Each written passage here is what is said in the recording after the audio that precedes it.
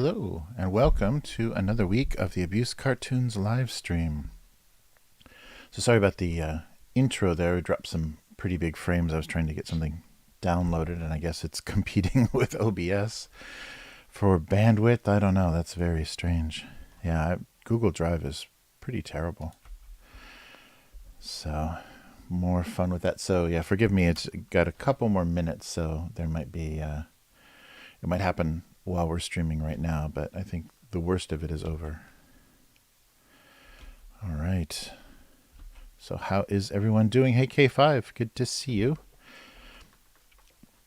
Thanks so much for letting me know about Hyphonics. That's great. Yeah, we had a little phone call, and talked about some stuff. So I'll be doing some graphics for his channel. So that's awesome. I can't wait to have some work, some more work show up on the channel. That's very fun. All right. So, how is everyone doing? It's definitely feeling like summer finally here, but we're only a week away from the big summer holiday. Yeah, it's very strange. We've got this like week. They call it Golden Week, and it's just this coincidence of national holidays that give you like 2 consecutive extended weekends, like a 3-day weekend and a 4-day weekend. So if you take the some days off in the middle, you get a week off. But like I said in the notification, that also means that they double and triple prices of everything. So if you want a hotel room, they're going to be, most likely sold out, but they're also going to be very expensive. So they know the whole country takes a holiday on the same week every year, and they take advantage. Oh, a little bit off this today here. So that's why we're warming up, to try to get my touch back. Ugh, this is pretty bad. Nice. Oh, nice. You finally got over 70. Nice. Looks like we got some Chinese in the chat from coming in from YouTube. Nice. Or just some names. Oh, that's funny. Yeah, no. Looks pretty Chinese. Somebody's got a VPN. All right. I finally broke 70. Nice.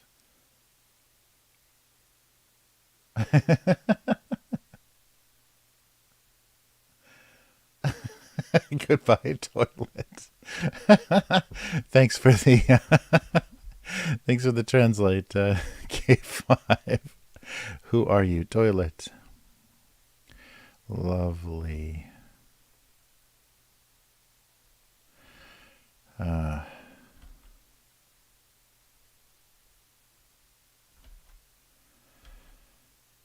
All right. Thank you, K5. That's wonderful.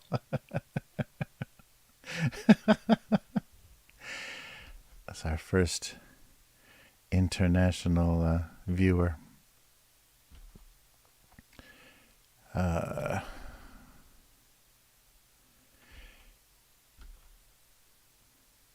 yeah. So it's going to be a while until I get warmed up here.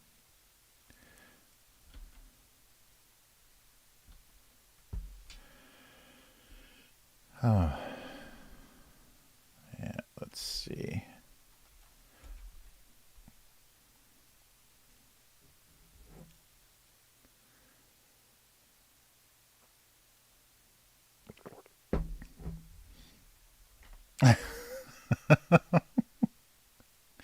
You've got a wrench, right, K5? Don't you? On let me double check on YouTube, just in case this continues. Let me get in the actual chat. Yeah, that's right. Nice.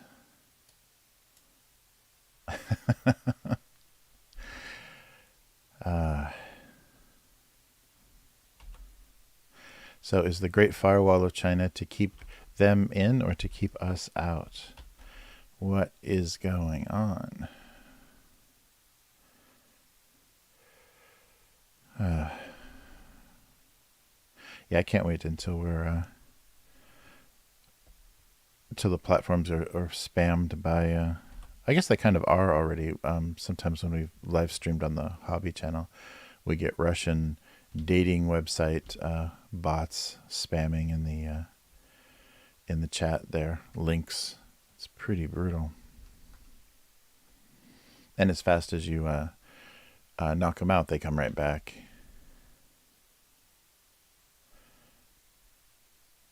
All right. So, yeah, this is looking like a weird flower pot. Something going on here.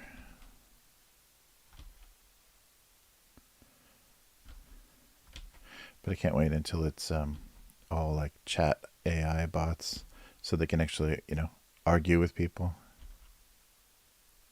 I guess that would be a way too to increase engagement. They're probably going to stop measuring engagement the way they do if you can just have chatbot. Hey, dude, how's it going?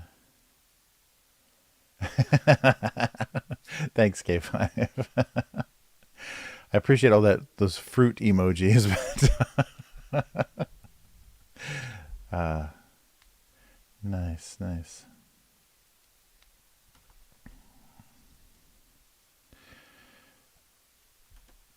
Oh man.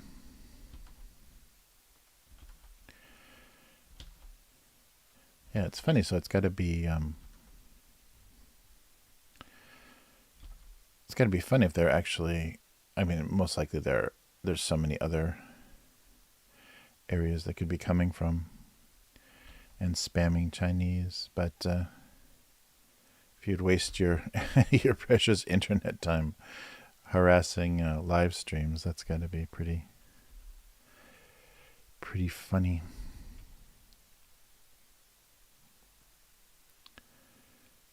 Yeah,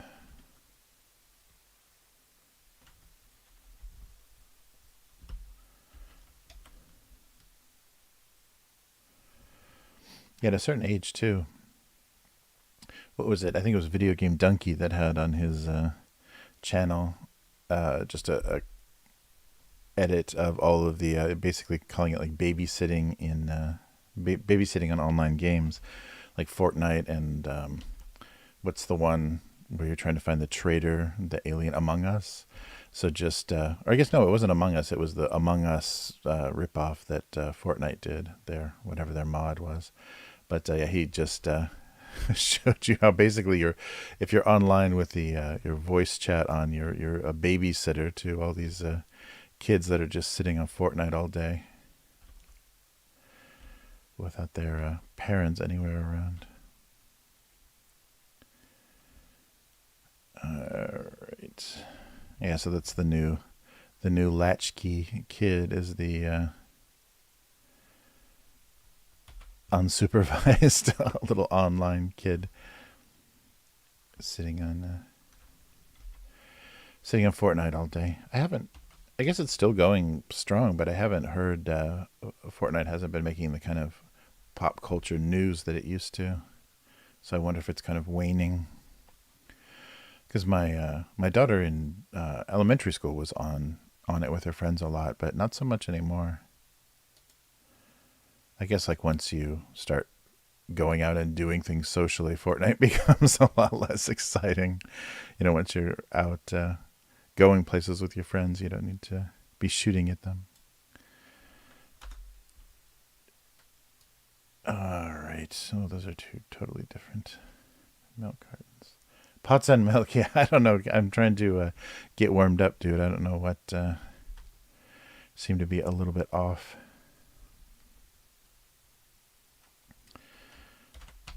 All right.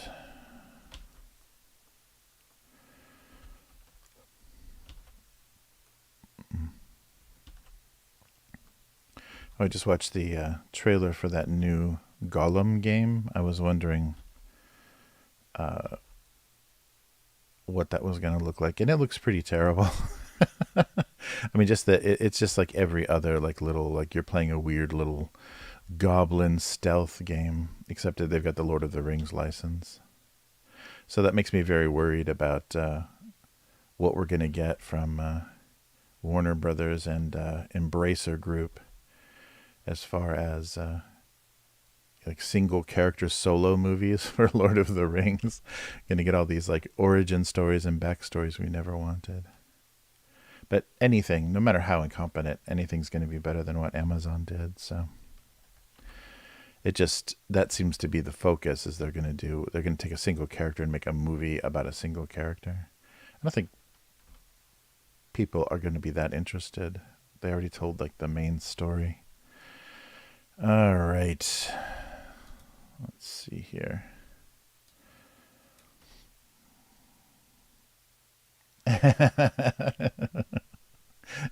Nice.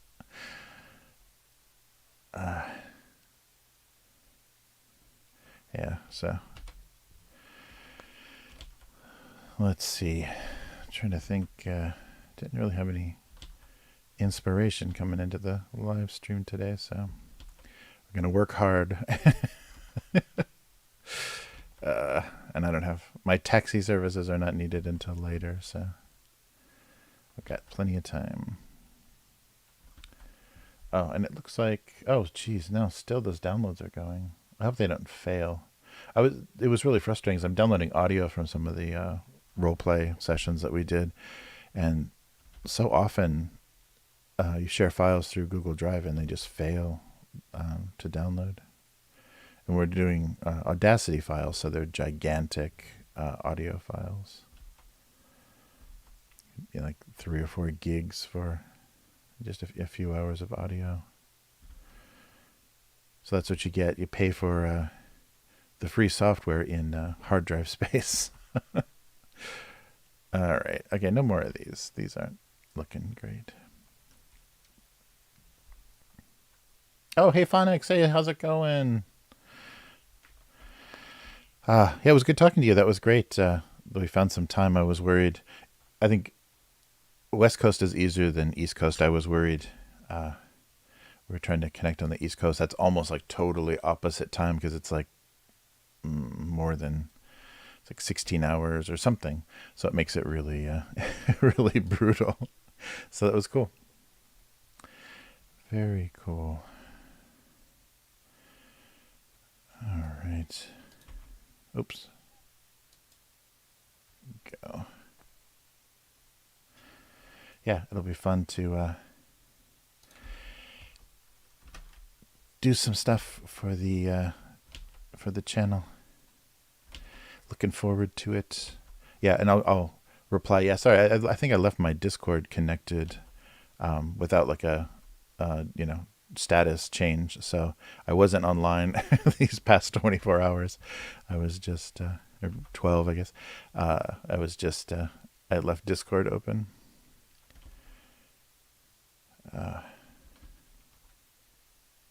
Yeah, that was one thing when I first set up that Discord server for the Upturned table.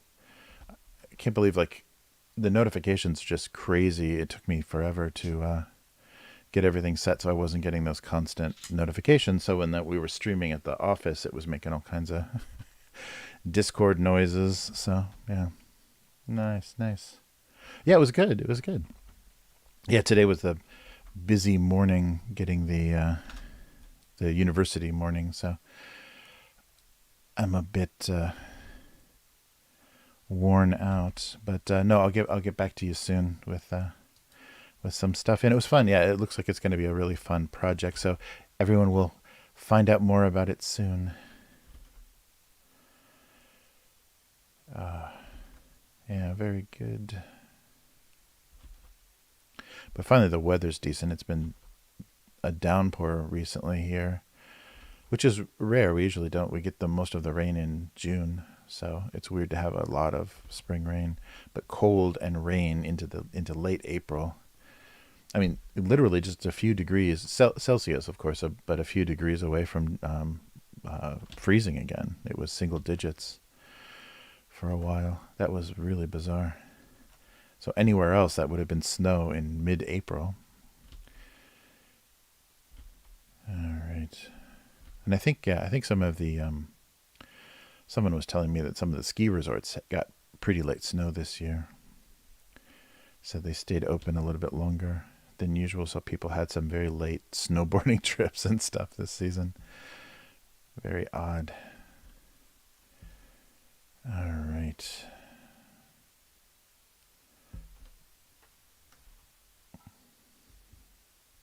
Yeah, thanks, K5. Thanks for keeping at me and reminding me you've done a good job of actually getting me to do stuff. Uh, that's excellent. All right. Yeah, they've started this really weird for shipping boxes and stuff from Japan. They've started this really weird like online website customs form that you have to fill out.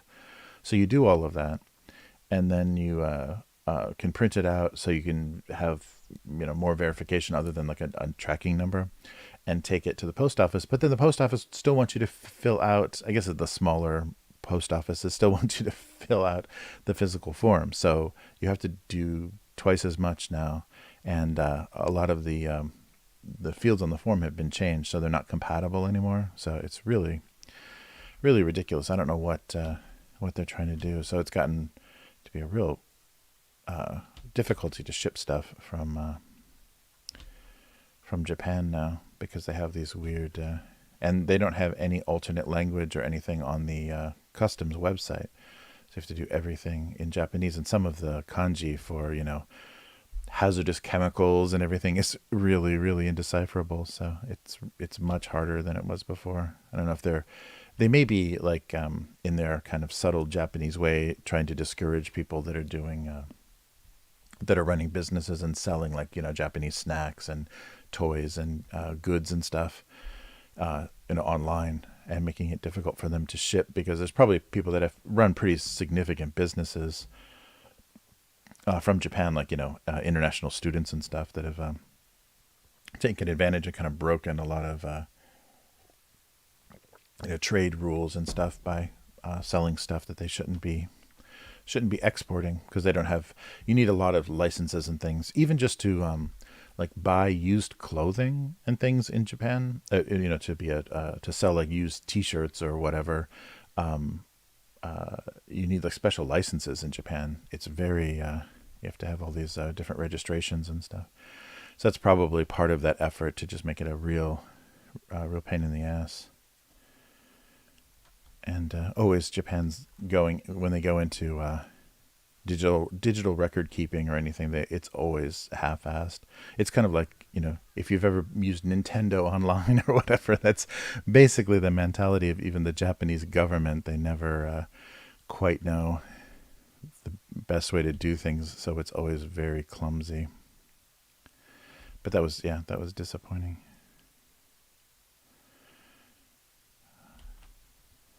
Uh,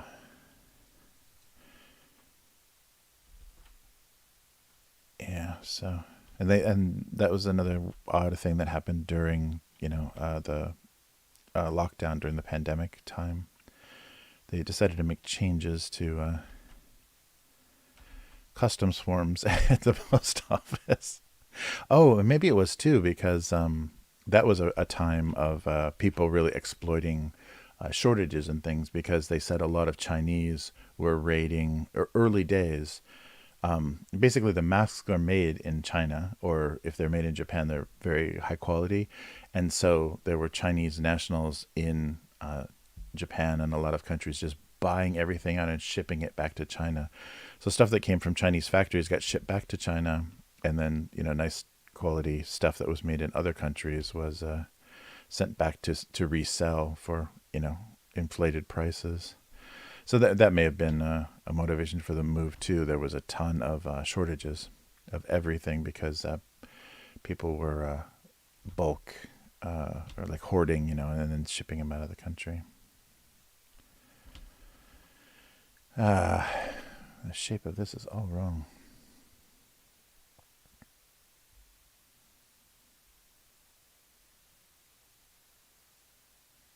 Oh yeah, yeah, yeah. There's a couple of companies have started to do that, because I think there are individuals that were doing it, and yeah, there's a couple of Japanese-based companies that are trying to take advantage of the popularity of snacks. Yeah, one is I think it's just called Boksu or something. That was the one that I was looking at for us to do something like, so we all had the same box together. But yeah, they stopped replying to my email, so I guess I wasn't that interested. Maybe I wasn't talking about big enough numbers for them or something. But yeah, that's been a market that's actually probably since the late '90s when internet stores and stuff first started doing well. There was a guy, I forget his name, that I would run into him at Comic-Con all the time, and he was like, what was that website?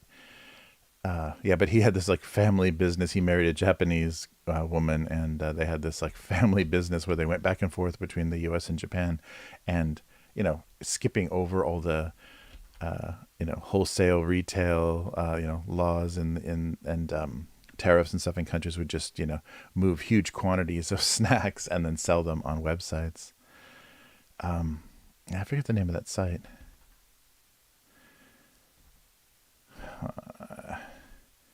But yeah, that's been popular for quite a while. Although, especially in California, I think a lot of just regular shops now can stock. They can distributors are carrying some amount of Japanese snacks.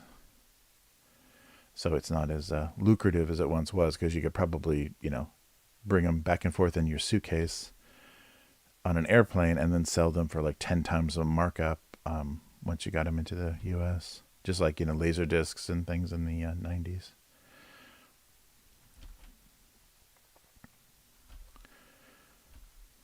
Yeah, it still makes me laugh when I see the some of the resale shops will have someone will get rid of their laser disc collection and see all those old Japanese laser discs, because that was the only way before the licensing and localization, translation stuff started really heavily in North America. That was the only way to see Japanese anime, was someone would go over, buy these insanely expensive, like $100-$200 a piece laser discs, and bring them back and dub them. And then like that whole fan scene of people burning in the fan subtitles. And then once the internet could handle video, that all kind of went away. But that was very funny. Yeah, so you can get your dried squid. Yeah, that's one of those things that it doesn't, it tastes pretty good, but opening the package makes you regret. If you really want to be a nuisance, yeah, open that like on an airplane or a bus or something. Any confined space, when you open a bag of dried squid, it's brutal. It is that wonderful low tide smell that all seafood snacks have. But actually, the dried and grilled squid, especially because they baste it with like a soy sauce a lot of time, like a sweet soy sauce, or there's a bunch of different flavors of things. It's actually pretty good. Like the flavor of it is good, but yeah, you got to get it past your nose. Like a lot of snacks here. Yeah, it's so funny. Some of the traditional snack aisles in Japan, Japanese grocery stores, you can't tell if it's like, is this for my fish? Is this to feed my exotic fish, or is this for me to eat? Because a lot of it looks very much like exotic fish food. It probably would work that way too. I'm sure you could feed a lot of it to big predator fish. All right. Well, a loaf of bread. I don't know what I'm doing this week. Yeah, but the thing I'm still amazed by is the seafood sections at the grocery stores here. They figured out some system that they should adopt in North America to make it not stink so bad. Maybe they just keep it much cleaner. They realize how much cleaner they have to keep it. But you don't want to walk in an American grocery store. You don't want to walk anywhere near the fish department because it always reeks just terribly. All right, maybe some kind of travel mug.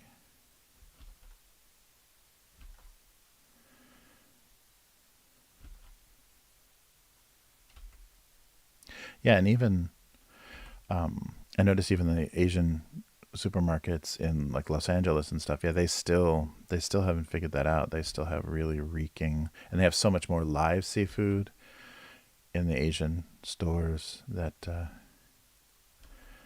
they haven't figured out how to not make that stink. I think, and that's the funny thing, maybe why the tourism in Japan is much more popular. It's one of the few less reeking Asian countries. a lot of the a lot of the cities in Asia smell terrible because of all the cuisine and all the trash just like left out on the street. Although there was a ramen shop near my office that obviously they had a big bag of bones or something that they were using to make the broth. They were like cooking down to make the soup stock, and it broke. The bag broke, and all of this like just whatever's left over after you cook something down, just splattered all over the sidewalk.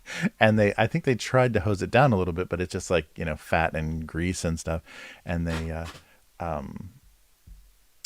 mostly just had to leave it there to dry in the sun. And yeah, that was pretty brutal. But that's pretty rare here. That's funny. All right, some sort of high tech. Yeah, maybe that's a good joke. Some high tech travel mug.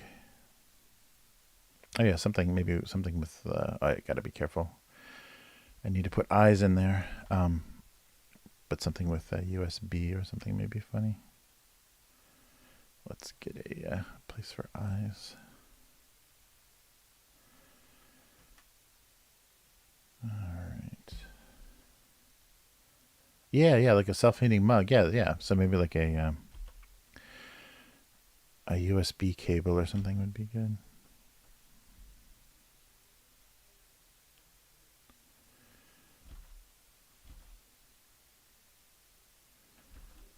All right, something like that.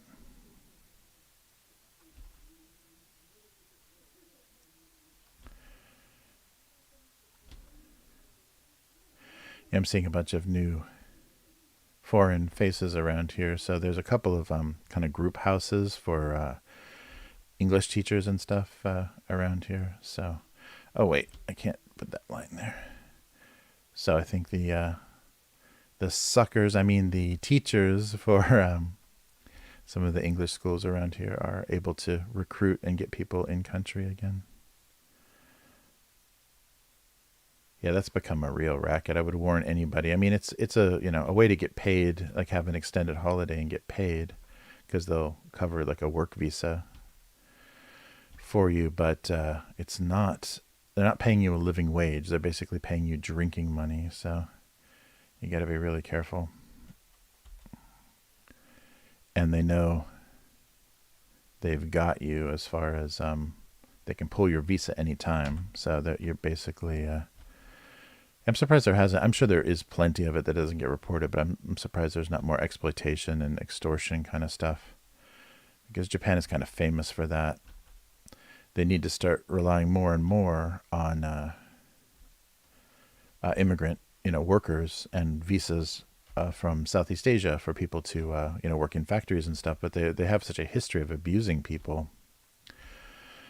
Just the first people to do that were shady. I guess it could be either one then. Were shady companies that were just exploiting people. They would bring them here and then strand them. And of course, if you get caught without a visa, they blacklist you for a long time here. So forcing people to work like insane hours and stuff, breaking all kinds of labor laws just because they could get away with it. Yeah, self-heating mug. That's a good idea. K5.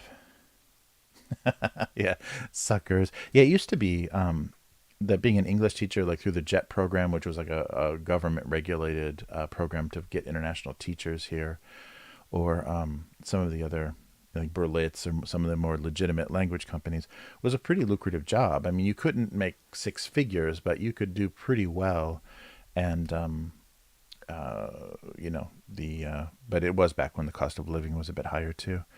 But now it's so competitive, and they get a lot of non-native English speakers to work very cheaply, like Philippine immigrants and stuff.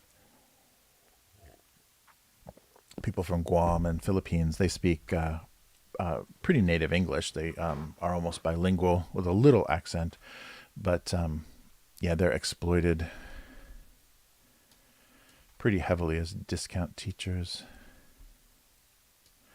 And it seems like Australia has a pipeline into Japan because they, for a while, they were speaking Indonesian. I don't know what the language they in Indonesian is called, but they were teaching that in school as the official second language after World War II because they were planning for World War III, and they wanted to use Indonesia as their base of operation to, fight the communists or whoever they thought the threat was. So they, for a long time, were teaching.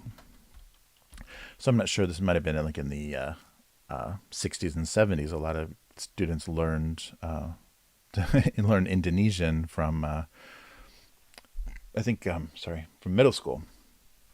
I think like fifth grade. But now they're learning Japanese. So you get a lot of Australians that can read and write pretty well in Japanese. And so a lot of the teaching and a lot of the sex tourists that come here are Australian because they learned it in school. Yeah, I like I know we don't need the bread, the USB bread. Yeah, I think a self-warming mug. That's a good idea. And all of them seem to have like a USB connector, so we'll have a weird connector deal. So some kind of bread. Yeah, one of my coworkers was from Australia, and her schedule book that she wrote all her appointments and stuff in was completely in kanji. Like she could write Japanese almost as fast as she could write in English. It was crazy. That takes a lot. I mean, that's a lot of because so many letters have so many strokes, and they use really fine, really tiny. The ballpoint pens are very fine here, like 0.3 millimeter, I think, is very common, and I think they even go to 0.175. So you're basically just microns. You're writing with a micron's width of a ballpoint to because some of the very, very dense letters. That was the thing I never understood is low quality printing, or when you Xerox, make a photocopy of certain Japanese text, the letters themselves are so intricate that they're just a blob. But people recognize the shape of the blob, even though they can't see the individual strokes of the letters, and people can read these horribly printed stuff. But for me, having very, very basic understanding of a lot of it, I couldn't even begin to figure out or even use a dictionary to look up what some of this Japanese was, because it's just a black blob, a kind of elongated black blob, and then here's the more vertical black blob. It was really strange. But I guess, though, context can help a lot. So if you know what kind of text you're reading, that's the thing. Can you imagine? It's not a separate alphabet, but it's letters in the alphabet that you never use. So imagine your 26-letter alphabet was actually so large that there were parts of it, the letters that you'd never even looked at, or when you looked at, you had no idea how to read them. So that's what using Chinese characters in a language is like. There's specific characters for, certain chemicals, and, there's all kinds of funny specific, there's law kanji, and there's science kanji and medical kanji, and so that also helps, I think, segregate. So if you get a degree in a medical degree or a law degree, not only do you have an education, but you have a training in reading letters that nobody else can read, or even if they can read them and understand generally the meaning, they have no idea how you would even use them. So I was always really fascinated by that using a Chinese alphabet means that there are letters in your alphabet that you never use. Because the full Chinese alphabet is like, I can't remember, like 900. It's like 900 something, or that may be I think that's the full. And Japan doesn't use the whole thing. And of course, there's also simplified Chinese to make it more readable. So, like I said, when it's a blob, the simplified puts fewer strokes in there, so it's easier to print and reproduce on a keyboard and things. Yeah, there are pictures if you like Google Chinese, original Chinese, or like what would be like full Chinese keyboard. They're literally like almost 1,000 key keyboards for typing something in Chinese. So they had to go to a phonetic. They had to switch. Keyboards are definitely built for phonetic typing. So you're typing sounds. You're not typing, characters. So a full Chinese keyboard is hysterical. It's like the entire size of a desk, and it's like you have to reach, and the way they organize it must be insane too.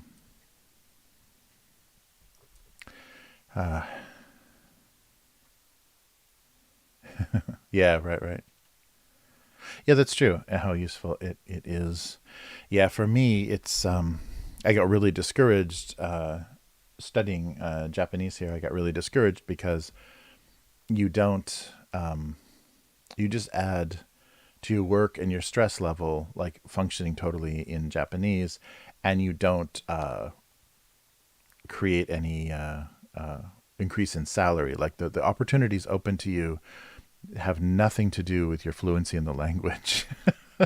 So basically, if you're fluent in Japanese, all that's open to you more than before is kind of service jobs, like working at convenience stores and McDonald's and, doing really horrible menial stuff. That stuff opens up.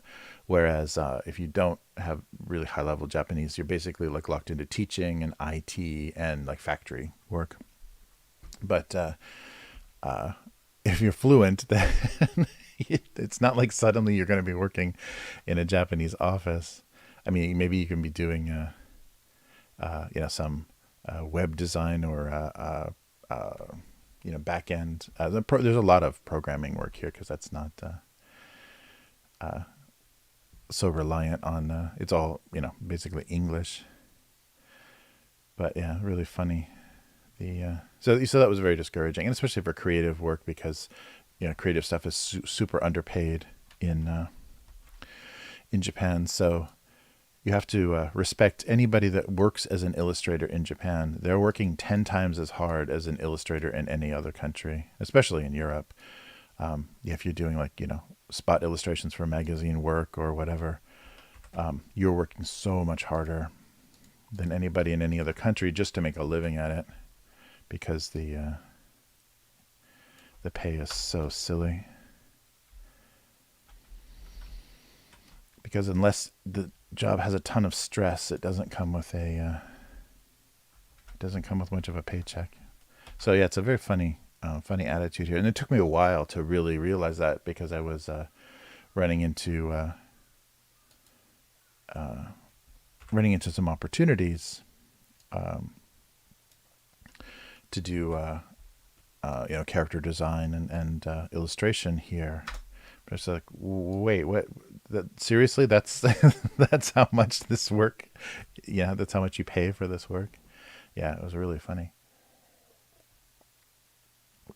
And there are still so many illustrators here, and they're very talented. It's just a shame that they are so exploited.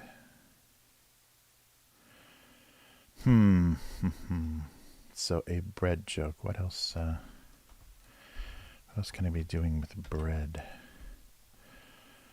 Haven't done a slice of bread joke in a while. Or maybe a sliced loaf through the plastic. Yeah, that's not going to look. It's not going to be very readable. Nice.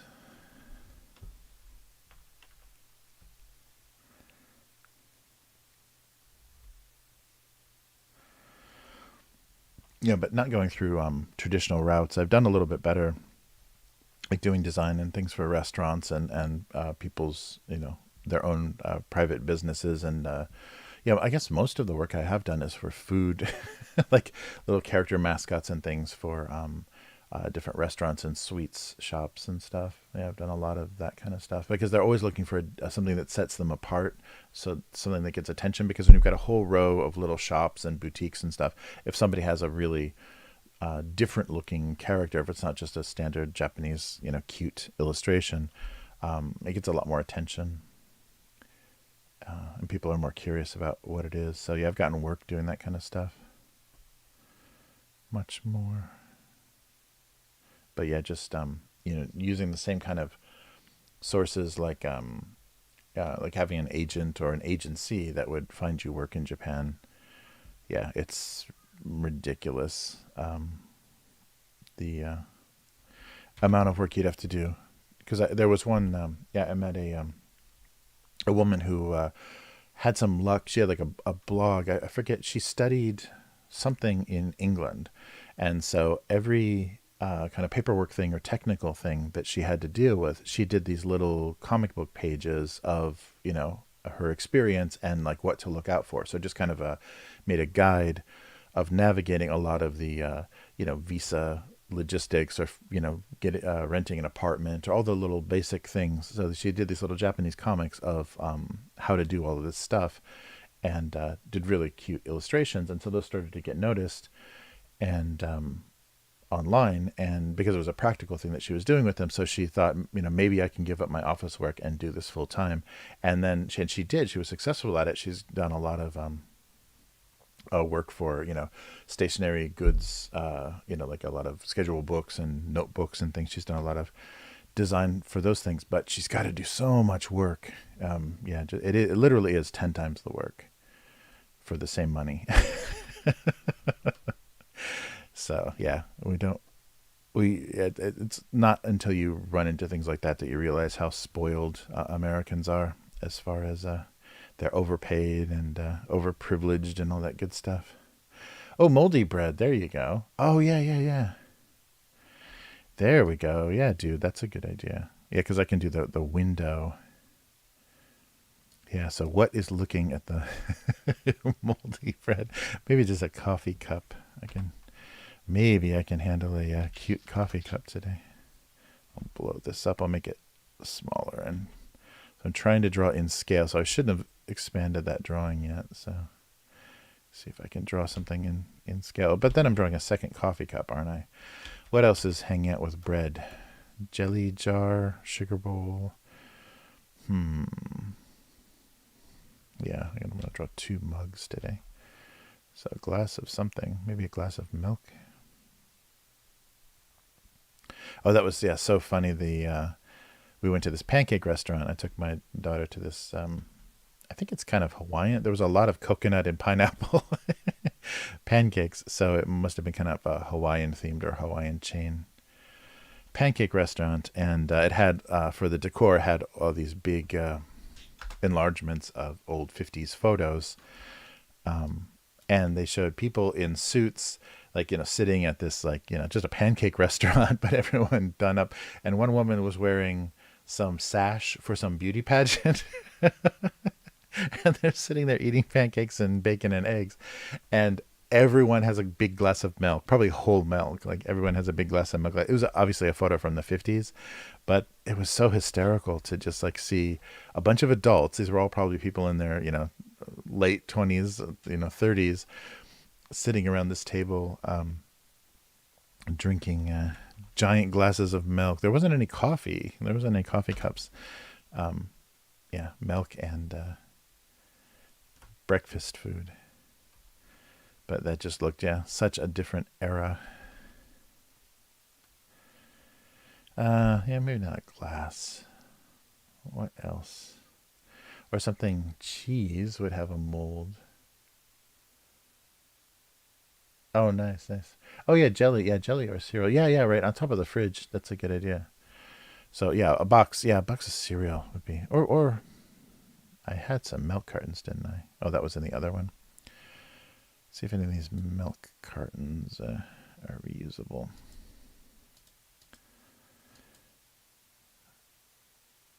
Yeah, maybe just a milk carton. Just flip a couple of those over. Yeah, Yeah, I missed that stuff on top of the fridge. We got weird little refrigerators here, so there's not much space to do anything. And they don't make them.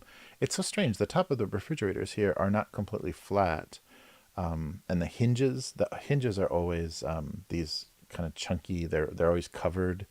So yeah, I don't understand the design for Japanese refrigerators. The interiors are pretty cool, but external shape is very yeah, not very practical because you lose all of that storage. Plus, there's a an outlet on the wall above the refrigerator that it was designed for the like a carbon monoxide and like kind of a detector for bad if there's gas leak or anything in the house. So it's not very useful. Oh, these are pretty terrible milk cartons. Going back through what I drew already. Yikes. Let's see how this one looks. I can try it again.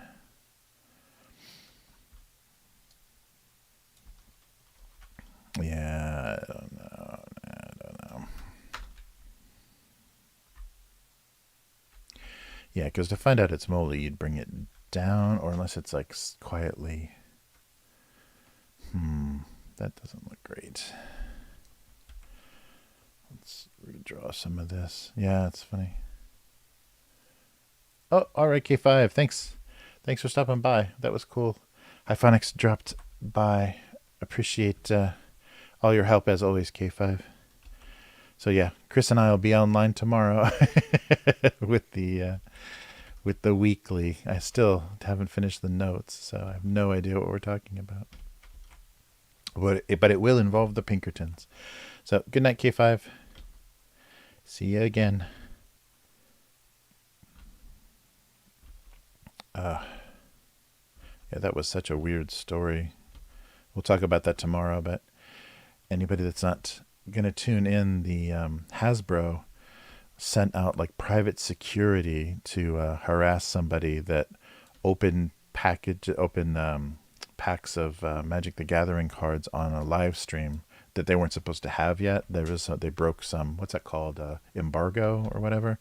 You know how they have things printed ahead of time, but they sit at warehouses with release dates on them, and aren't supposed to, retailers aren't supposed to fulfill orders until a certain date that the company specifies. And this, distributor didn't know. Maybe he was not that familiar with the product line, and so somebody ordered something and it had a similar name, so he sent an unreleased box of Magic cards. So this is the same company that makes Pokemon or prints Pokemon cards in America. And he showed him off on a live stream, and then the Pinkertons showed up at his house. Private security from like 200 years ago, almost 170 years ago. The Pinkertons. If you played Red Dead Redemption, that's one of the villains. They were, I guess, in the 19th century, they were big strike breakers and hired thugs for a lot of as things were developing out west. They were a common occurrence when someone with a lot of money needed to protect something or break some kneecaps. So they still exist as a private security firm, and Hasbro hired them to go to somebody's house and make their wife cry and threaten. Yeah, Pinkertons. It is a very funny name, and I think that's probably why they've kept it and it's endured, because like the newer stuff is always so menacing. Like all those security companies that you heard, they had like the private soldiers and things in the Middle East, like in Afghanistan and Iraq. What was that? Black something. But they always have these funny names. These like obviously, military industrial kind of names. But yeah, Pinkertons. And I guess it's so recognizable that once they developed their reputation with that goofy name, people were terrified. Okay, we'll go with the milk. I'm not drawing very well today. Let's put some blue on the oh yeah, wait, maybe yellow, because then the mold can be a really funky blue-green. That might work better. The Pinkertons. Yeah, so of course the internet reacted to that, and everybody that played Red Dead Redemption 2 was laughing. That was their. They immediately recognized that name from the game. Those are the thugs you shoot in Red Dead Redemption. Yeah, so America has a long history of hired goons. Isn't that lovely?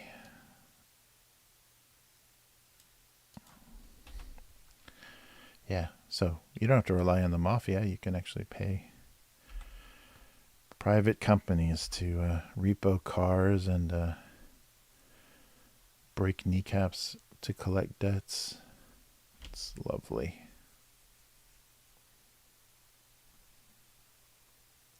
Yeah, that's one thing that I don't think it'll ever be fixed, but that's a really big problem in America that they need to deal with at some point, is the predatory way that a lot of stuff is handled, credit card debt and oops. This way, and bail and different fees and stuff you have to pay if you get involved with the criminal justice at all. Like, there's so much exploitation of people that they just get buried in these payments that they can never deal with, and so they just let these private companies harass them. That's a really weird thing unique to America. All right.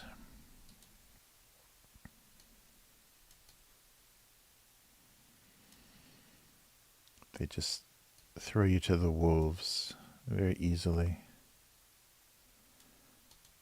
Yeah, I still can't believe, like, what happened with the because we were expecting, once the pandemic was called finished in America, we were expecting and I guess I've seen some videos of it already, but a mass eviction of people that there was a moratorium or whatever you call it, like a freeze on rent payments. So people were protected and not being evicted, or I guess it was a moratorium on evictions. So people that were way behind on their rents, but as soon as you say, okay, pandemic over, then that's over. And then what happens to everybody that didn't pay their rent this whole time? They still owe it, and then they just get thrown out. Yeah, that's just crazy. I guess the news that's such a negative, that looks so bad that, and maybe that's right there is the explains the spike in homelessness. It's just people got, thrown out of their houses, and there was no way to get into someplace else. So, oops. Oh yeah, I gotta just do it this way. So, just the story they're not going to talk about in the U.S. is the homeless problem is just a housing crisis caused by the government saying, yeah, it's okay, just don't pay your rent for a couple of years. We'll see how this goes.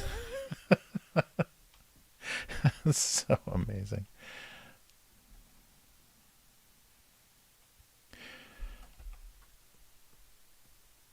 All right.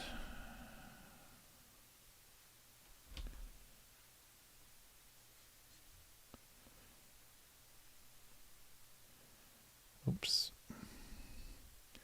Yeah, you can't see that when I do that, can you?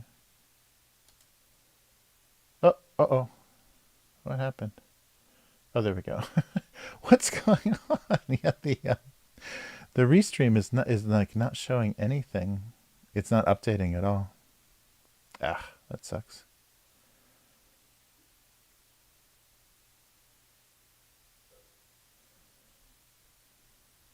Oh yeah. Oh, sorry. Yeah, about that Pinkerton thing. Yeah, they may. Yeah, restream is not working at all. I just noticed that the frame is still the same. So it's only YouTube that I know I'm even live anymore. What is going on? That's the worst.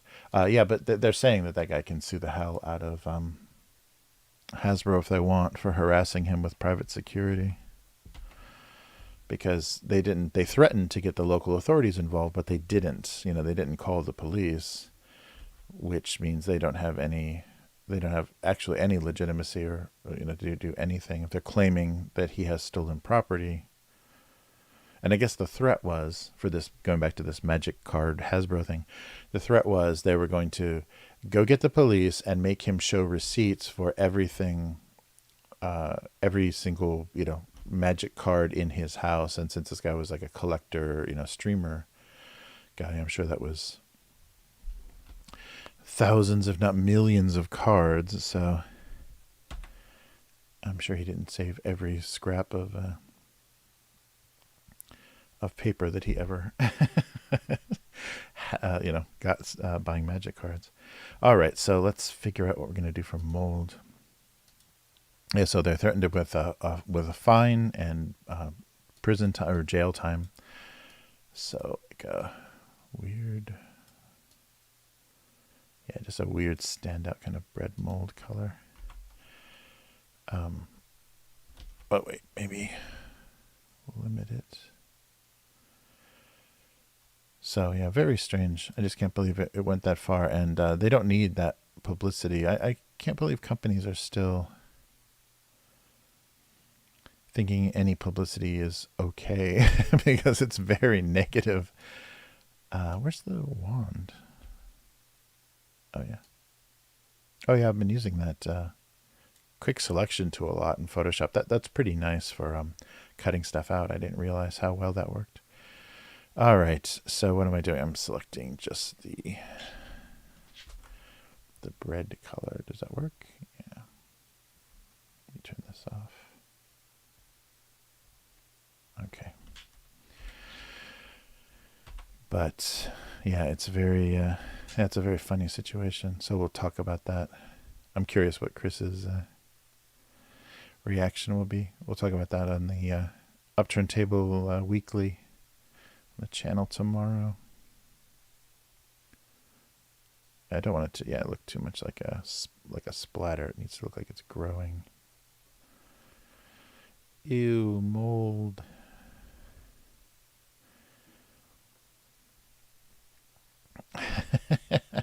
Yeah, good idea, dude. Mold is I think I've done a lot of grease, but I haven't done mold.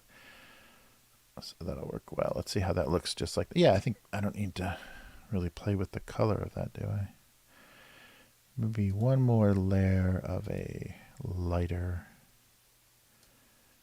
green just to highlight it a little bit.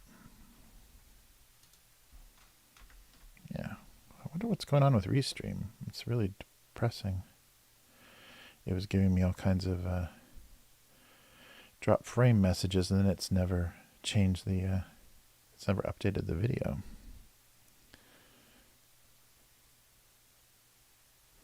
There we go. So a little bit more 3D. It doesn't look like too much like algae, does it? The idea. So should I darken it? Oh wait, not this one. This layer. Darken it so it's more pronounced. Let's see. Oh yeah, maybe. Whoa, sorry. There we go. Oh, yeah.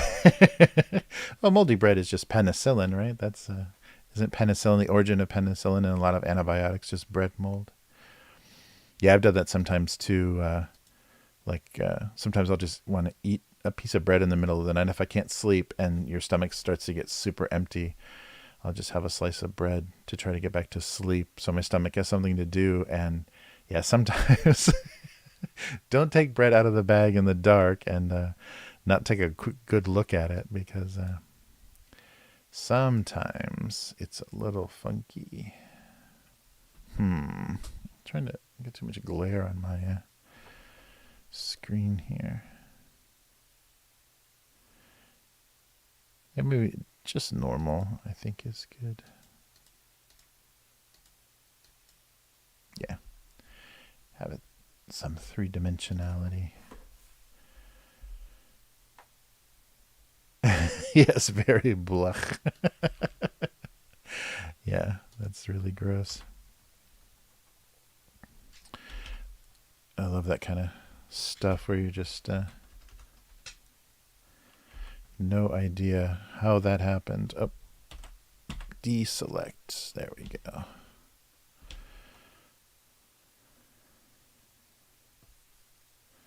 Yeah, and it's interesting. You can get a lot of like completely unpreserved, like no chemical. Well, that's the big trend now of white bread. Fresh baked white bread here. None of it has any preservatives in it, so it molds instantly. You literally have 2, maybe 3 days before it's just crazy colorful because they don't put anything in there to preserve it. So the stuff you buy at the grocery store has some chemicals in it that'll give you some time. But it's so hot and humid in Japan in the summer that you literally, by the second day of not eating bread, you have often you've lost it because it just that the heat and the humidity make it a very dangerous thing to keep around for too long. There we go. Yeah, so we have to always put the bread in the refrigerator during the summer. Otherwise, you're wasting a lot of money.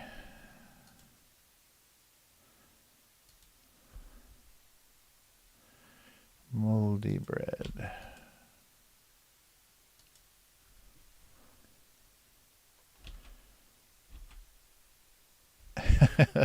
Right, there we go. Hopefully that reads as moldy bread. I don't know.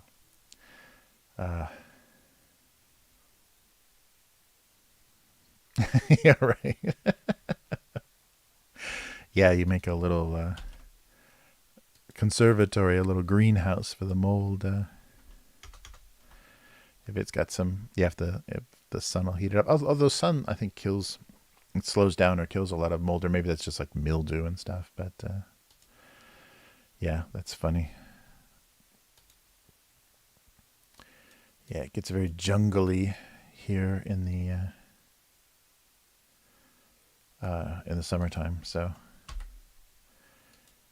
things easily get really, really bad as far as anything affected by humidity. So books, and that's the thing too. I think I talked about this before.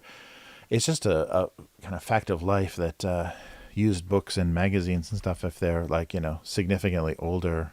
Oops, I'm not selecting anything. Are going to have a little bit of mold on them, discoloration from mold. It's a very very weirdly common here. So white or black? Yeah, maybe white, just so we can see the faces and things better.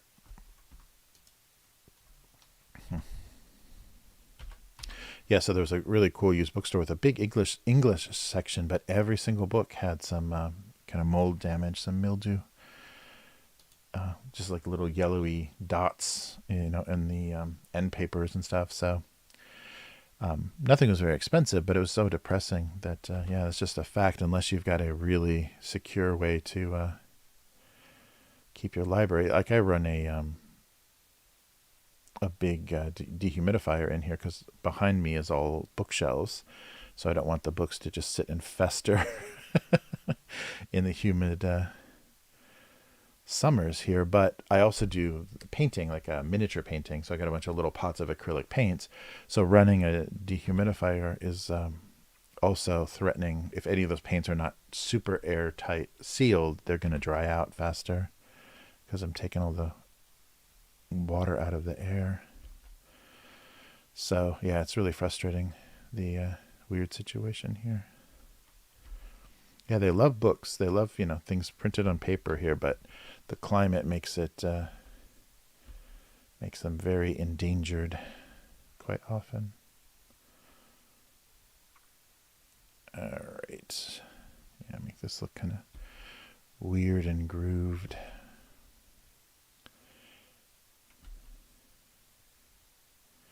Everything can have USB on it.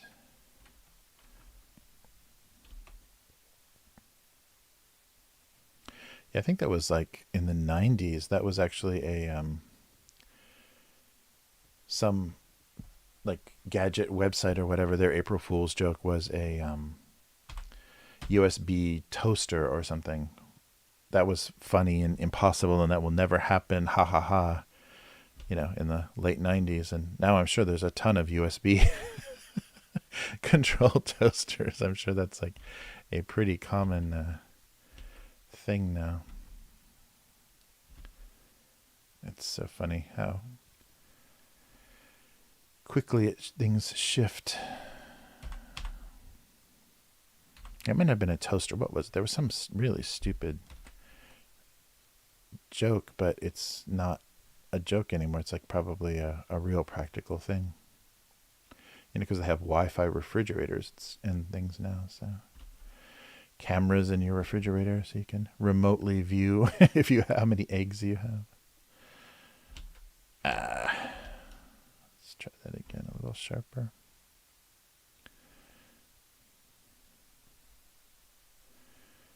All right, something like that. Oh, hey, unknown girl. Wow. Oh, that's great. Yeah, happy birthday, unknown girl. Very cool. Oh, thanks for checking in. Yeah, many happy returns. That's a great, great. You've got people over. Oh, thanks. I hope so. I'm cheating a little bit. It's a sweet. It's candy, so it shouldn't go that off the rails. Yeah, very cool. All right. Yeah. Take care and have a good day. That's very cool. Nice.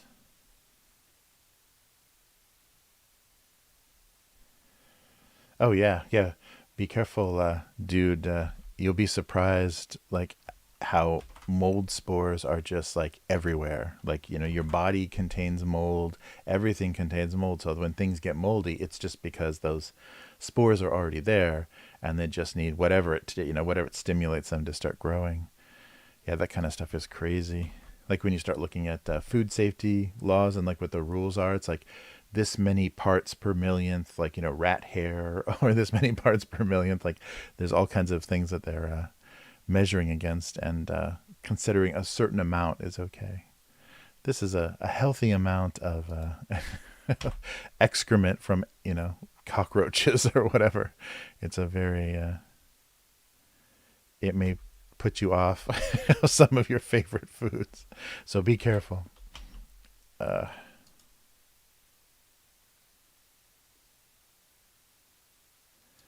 all right. Let's get these eyes a little bit. Oh, better. God, on the gray it's really hard to see the cursor. Well, zoom in then, why don't I? Does that work? Or maybe on the other part, maybe this part, so they have some distance. Yeah, that might look better. Yeah, so they're just kind of feeling awkward about their what they have to do. That's a giant USB adapter. It looks more like a HDMI or something, some kind of weird dongle for video components. All right. Yeah, the cup should be a little bit wider, shouldn't it? Oh, well. It's not a good scale today. All right. So maybe a little bit more on this shadow. Should be good.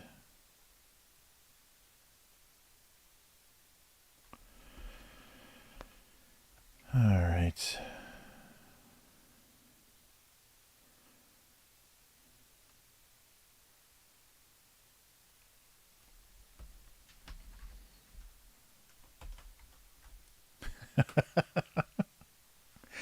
All right, something shy about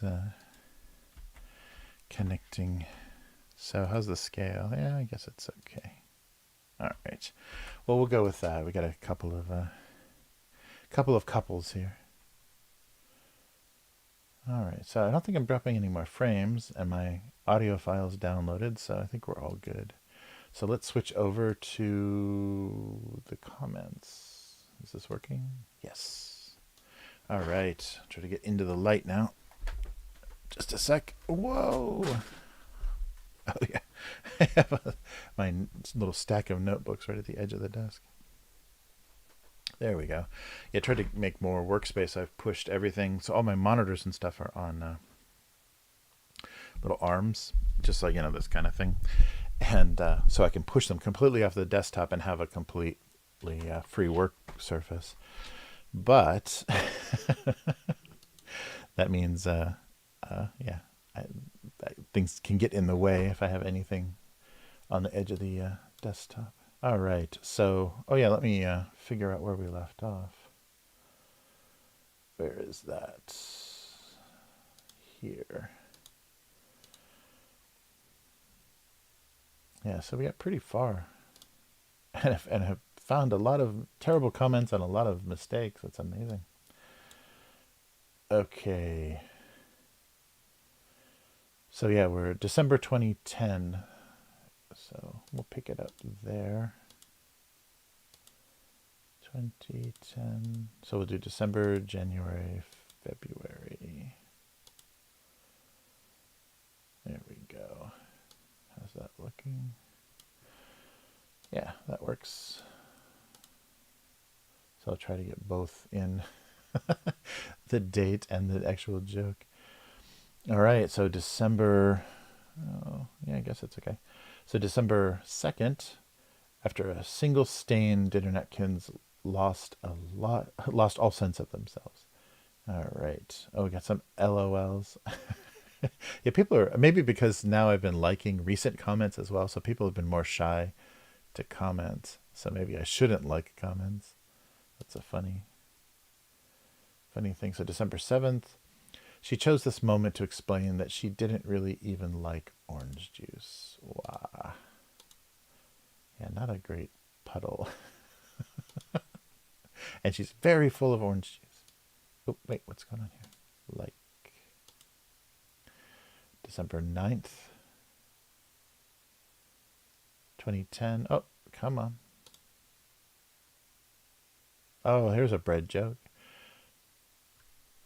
He was now starting to consider his slice replacement options. After losing slices of bread, just leave the bag open. He'll have a nice thick layer of mold. Oh, here's a mold joke already. People already, I won't mind replaced with a slice of pizza. All right, December 21st. Oh yeah, Christmas jokes are coming, right? He was certain that the music played a part in holiday depression. No disc, no music. I'm depressed. Anybody else? Nope. I like how I'm referencing Christmas music by just a candy cane. That's enough Christmas. All right, so December 23rd. During breakfast, their weak imitation of fruit went unnoticed. Nice. So imitation fruit juice. And the fruit syrup. That's supposed to be one of those, like, IHOP fruit syrup deals. All right. Yeah, it's kind of struggling here. This is not and one of maybe, I don't know, I think I've done this like four or more times. This little Starbucks cup. He was the thin brown line between burnt fingers and caffeine. Oh, I think I've already been here. All right, the thin brown line. Yeah, they still have that natural paper thing going on. Oh, here we go. Here's a tribute to my goofy childhood. So January 6th, collectability caused many lunchboxes to lose focus.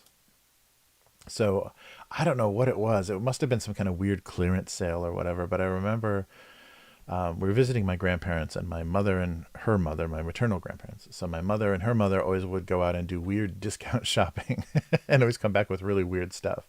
So she decided to get us lunch boxes, and this is back in the early 80s.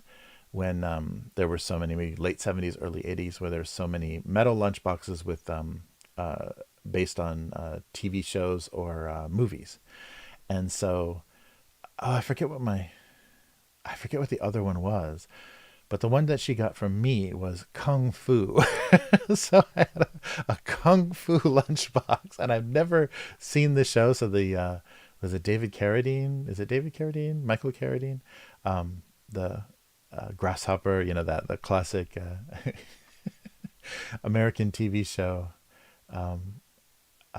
Yeah. So and they're all painted. The artwork is just a weird painting of, like, you know, a variety of stills from the TV show. But I never watched the TV show. I like vaguely knew of it, and the images, like the pictures on it, like, so there were, at this time we're talking, there were Star Wars lunchboxes and, you know, all kinds of like really cool pop culture and movie lunchboxes. And my mother comes home with this, and it's a weird like mustard brown trim and stuff. She came back with this Kung Fu metal lunchbox. I'm like, okay, well, I don't think I'm going to be taking this to school. I don't know what I'm going to do with a Kung Fu lunchbox. Uh, Very funny. Yeah, the ones that so that have the artwork on them, and then the metal of the lunchbox would be embossed to try to give like a three dimensionality to the whatever the images were. But there were some really cool ones back in the day. Like I remember going to the, you know, department store, like whatever drugstore, discount store, and seeing the whole, you know, aisle of lunch boxes, and so many really cool ones. So, you know, everybody had Empire Strikes Back and Star Wars and Raiders of the Lost Ark and all kinds of really cool stuff. And I had Kung Fu. I don't think I ever took it to school though. And this was like I was super young, so I had no idea what this even was. But it wasn't a bestseller. And so she must have gotten two, because I had a younger brother. Maybe he didn't need a lunchbox yet. So, because I don't think he was in school yet. So, yeah, that's such a weird memory. It's like, why did I have a Kung Fu lunchbox? But that made me laugh though when that came up in, if you guys have ever seen Office Space. Yeah, yeah. He's obsessed with Kung Fu, and that's how he and what's her face connect, is going to his apartment and watching Kung Fu. Uh, Mine used to be a lard can. Oh, that's so funny. Uh, wow.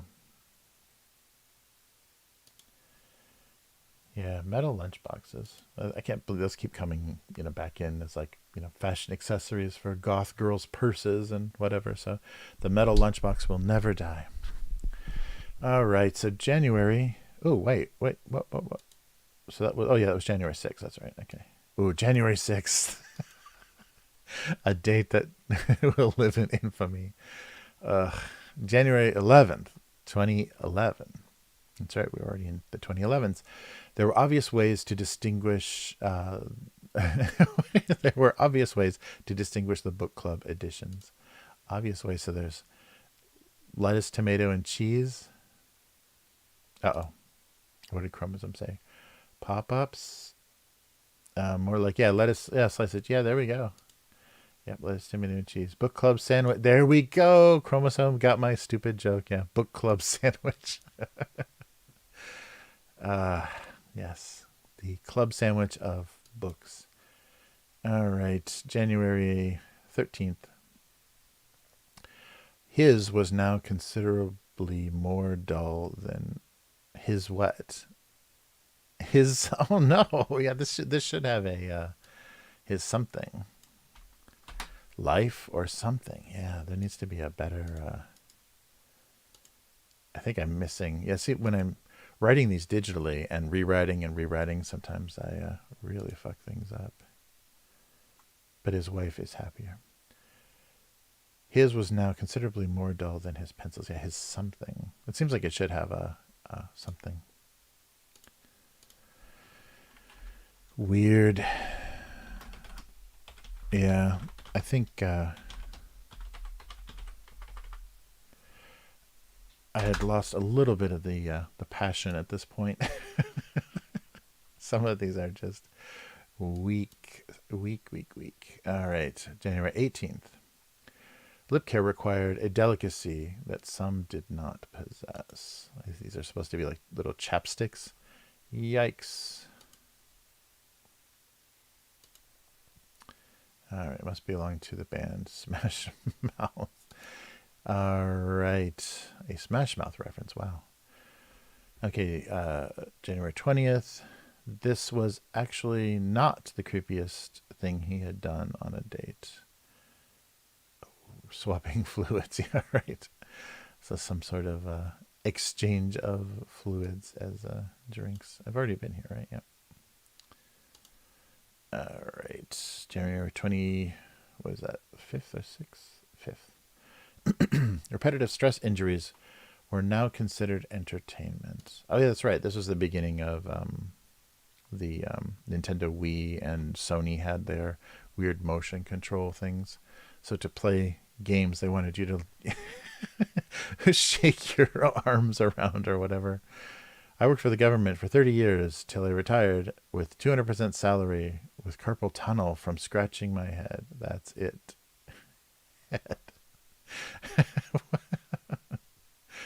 Oh wow, there's a lot of comments here. Yeah, I think I've been here though. Yep. Carpal tunnel, just not as much as my neurosurgeon. Nice. Repetitive stress disorders. Everyone's got their story. I guess that's a early keyboard stuff. There was a lot of real bad stuff for people that were confined to computers all day. January 27th, 2011. Alcohol was not required with some was now required with some forced software updates. Oh yeah, it's supposed to be a CD-ROM. They only serve those at CD bars.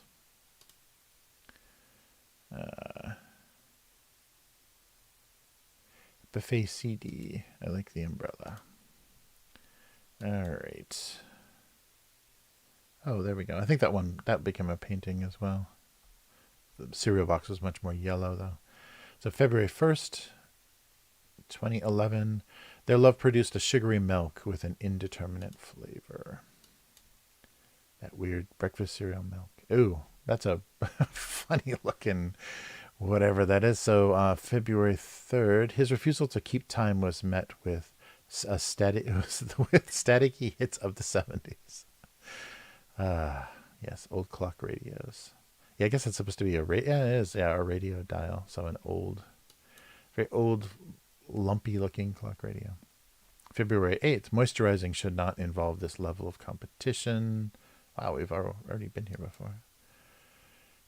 February 10th, all that grinding produced some rather disappointing results. Oh, yeah, what's that called? The stuff from in a pencil sharpening. So the stuff you always had to empty, that has a name. Like there's a specific thing that you call that. The shavings, that's right. Shavings and a pencil sharpener. Nice. Fingerprint demonstration. Oh, yeah, that's right. You got a lot of powdered graphite, basically.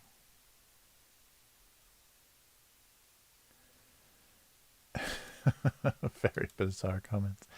All right, February 15th. Lingering holiday clearance items turned seasonal joy into despair. Final clearance on Christmas hats. What we're day after Valentine's Day. February 17th. It was like people hated them just for being convenient. Clip-on ties. At least someone grabs your tie and get away. I hate them for just looking nasty. Oh, nobody likes clip-on ties. Are there even eyes on those ties? It's really hard to see. Yeah, they're really smart, really tiny. That the eyes are just the width of the marker now. All right. So we'll do, because we did December, January, February. So we'll do March 1st if it's going to work here. And then we'll pick it up there. So March 1st, 2011, a 10-gallon bag proved that everyone expected too much. So a giant bag in a tiny wastebasket. Yeah, it does look like underwear, doesn't it? It's supposed to be an oversized bag, but just not working. All right. Well, we'll revisit that next time. Oh, nice. Thanks. You like that? Yeah, I like the fluid exchange one. Yeah, yeah. So some funny. Oh, a watermelon choke by rubber bands. That's a good idea. That's really good. All right. So let's write some cartoons. What's going on? My tablet is. There we go. Still in frame. All right. So bread mold. So yeah, maybe I will steal your idea, dude. His time on top of the refrigerator. I forget how to spell refrigerator. Refrigerator.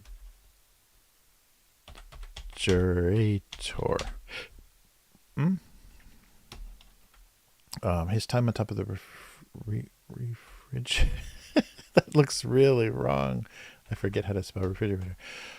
His time on top of the refrigerator left him changed into moldy bread. So how do you spell refrigerator? Let's see if Adobe knows. Oh, there's no D. Of course. There we go. Refrigerator. Wow, that I totally couldn't remember that. That's sad. Too much autocorrect going on in my life now. My spelling is getting worse and worse. His time on top of the refrigerator left him changed. Hopefully that will read as bread mold. All right. Yeah, his time on top of the refrigerator left him changed. Yeah. And usually it's pretty warm up there, isn't it? The heat from the motor is kind of conducted through the outside of the refrigerator. Okay, and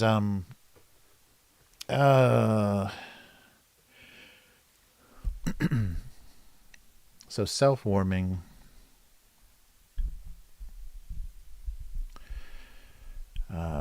So not yeah. So the joke is like not knowing where that plug is going to have to go. So what?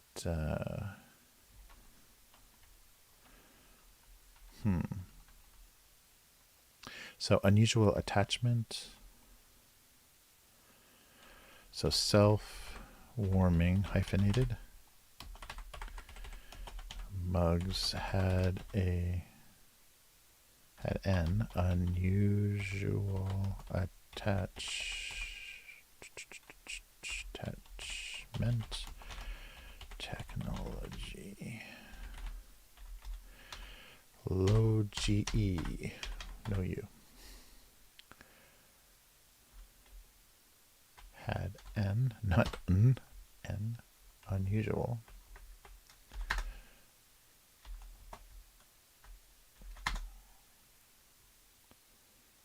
Had an unusual, unnatural,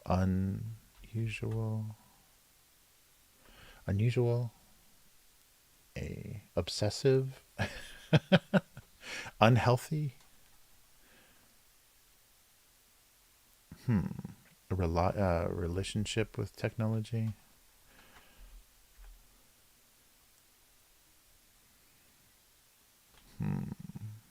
Hey, Yum, how's it going? Oh, wired on coffee joke. Oh, Yum just shows up with a banger right off. Oh man, yeah, that's great. I didn't even make that connection. Wired on caffeine. Ah, damn it, that's so much better than this stupid technology. Yeah, so I probably have to call it what it is though, or it might not be obvious. Self-warming coffee mug.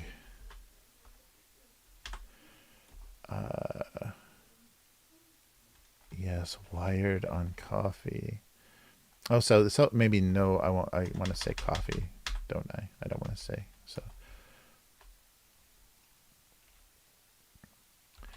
was usually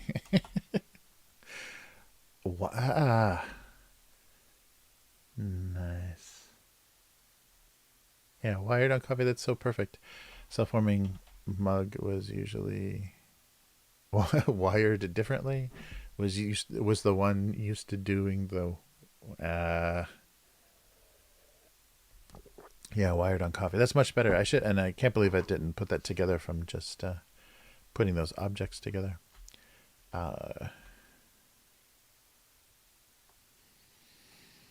Was not used to.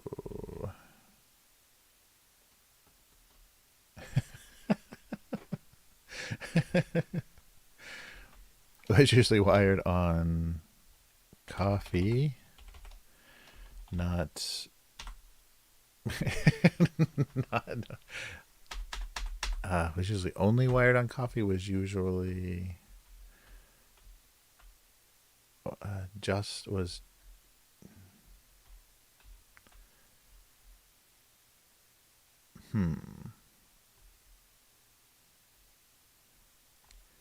Usually wired coffee, not USB.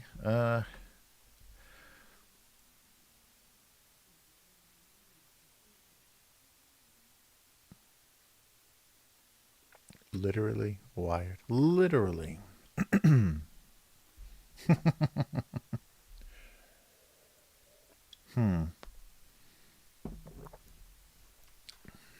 Yeah, wired on coffee is so good. Or I don't think it's gonna come across what that's supposed to be. Like I tried to draw a high tech looking coffee mug, but it might not read. Oh yeah, warmth. Yeah.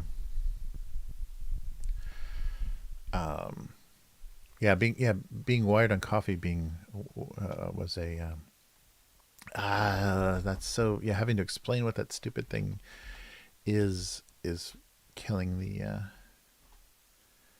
anything I can put in the joke. Yeah, he had a warm self-warming had a warm feeling.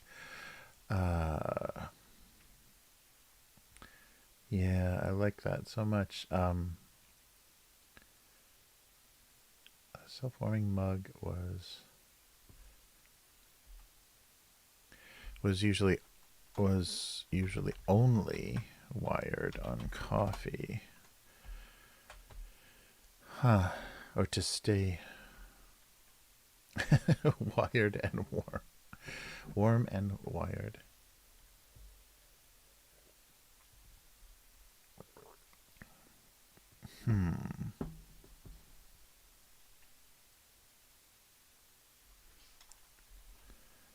Yeah, only wired on coffee might be the only way to say that, because I can't. I'd like the idea of it being warm or the warm feeling or something, but I'm already having to name what this indecipherable drawing is.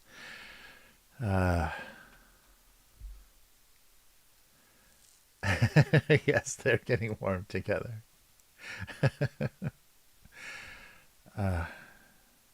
Yeah, the scale is a little crazy. That's a giant USB, so it must be a tiny mug, but we know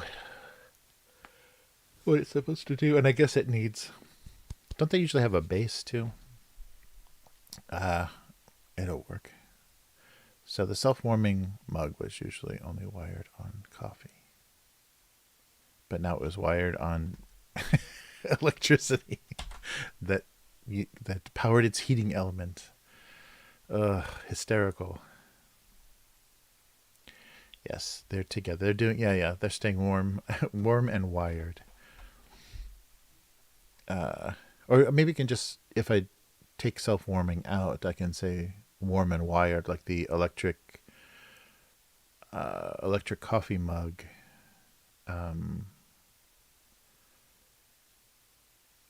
Like needed his USB or so I can say connection. We've got warm and wired and connection, because the cable would be a connection. So the electric coffee mug needed USB to stay warm and wired. No, it's not. I'm missing the. I think wired on coffee, I think, is important. So I need to explain what that is. I think this is the best that I can do because, yeah, self-warming. But that also implies, yeah, that he's alone or doing something only to himself. Denied he needed help. Yeah. That's true too. It's not a great explanation.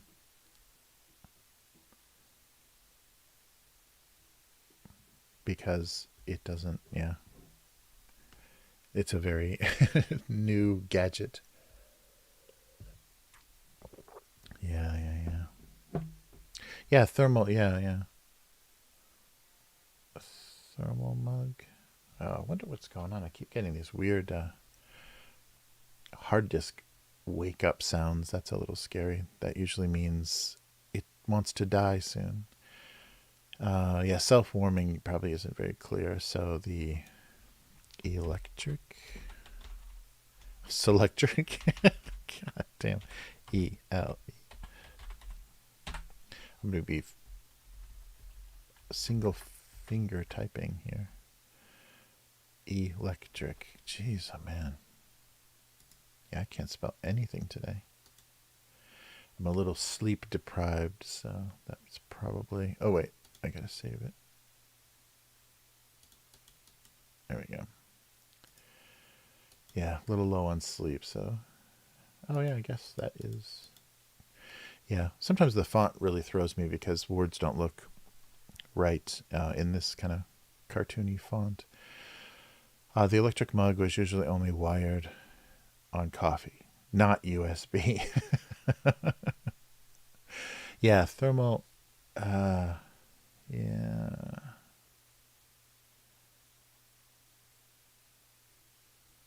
Yeah, because I don't want to say coffee mug because I want to say wired on coffee.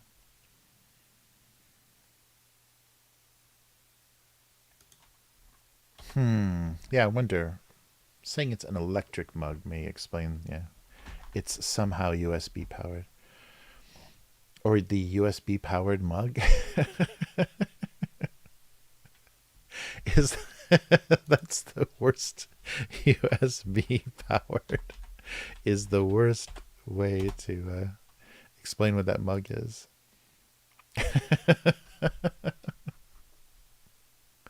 Not USB. Yeah, I think my my readership on Go Comics is totally gonna not know what to do with this.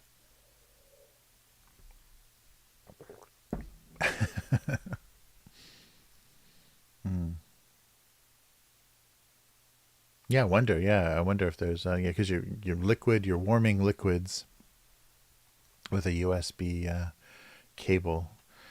Yeah, it seems like everything now. I guess it is a pretty standard power supply for most things now. But yeah, you would think that that could go terribly wrong. I guess it's not hot enough. It's very low wattage, so it's not really hot enough. It's like using a light bulb to cook a cupcake, like a easy bake oven. So it's not. I think those things did catch on fire though, didn't they? Yeah, but yeah, you would think it's a little bit of a hazard because you can whatever's in the cup can burn all the way, and then once it's not liquid anymore, it can just start cooking something. USB powered. Yeah, USB powered. It's usually only wired on coffee, not electricity via a USB connection. This is terrible. Well, thank you, Yum. You saved me. So yeah, we'll see. I'm curious the reaction of the older fans, and then yeah, his time on top of the refrigerator left him changed. I like that. That should trigger somebody who's eating moldy bread, like dude.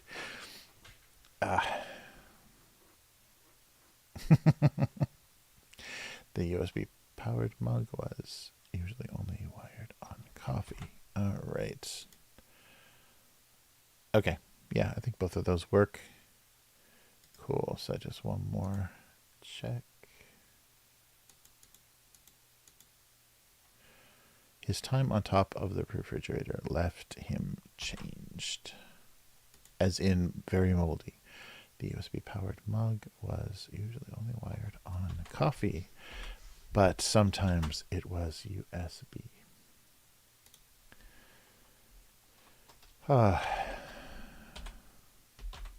I was really depressed. I'm sure I've complained about this before, but really depressed to see that Adobe is doing its own AI tools, and it's using the users, the people that are paying all that money for the cloud, the galleries on the Adobe website, and then the cloud storage of their work and everything. They're all getting their artwork harvested, because I'm sure they've agreed to that in the user agreement. They're getting all their work fed into the data set for the Adobe AI tool. It's crazy. The crazier thing, though, is Adobe is also doing, so you know how they have AI art tools now. They're doing AI video tools. So you can, using just what is that called? The real language model or whatever. You can type in a text prompt to change a video, such say, change the hairstyle of the person in a video, and it will, or hair color probably is the only thing you can do. But yeah, you can make weird changes to segments of video using AI editing and real language prompts. So it's getting really weird. I mean, I never imagined that would be I guess for both Milk and maybe their time. Should I change it to their time? Because both Milk wouldn't be on top of the refrigerator, though. That's very, very careless living. But he needs a witness, so there has to be somebody there. But yeah, Milk on top of the refrigerator. Oh, yikes.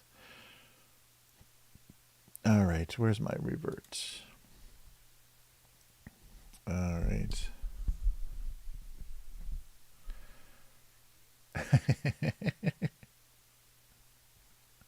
Yeah, one time by accident. Yeah. That like waking up in the middle of the night. Sometimes if my stomach is like really killing me, like it's totally empty. Like you wake up at like 4 a.m. and you still can go back to bed.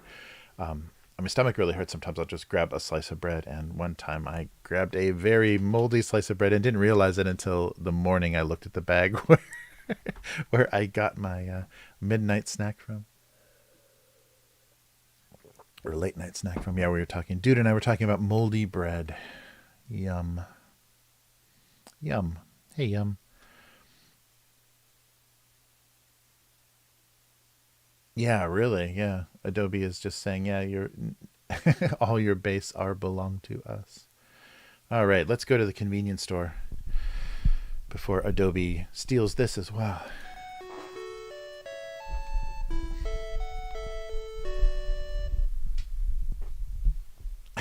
I thought I had this figured out. I've still got this big arm here.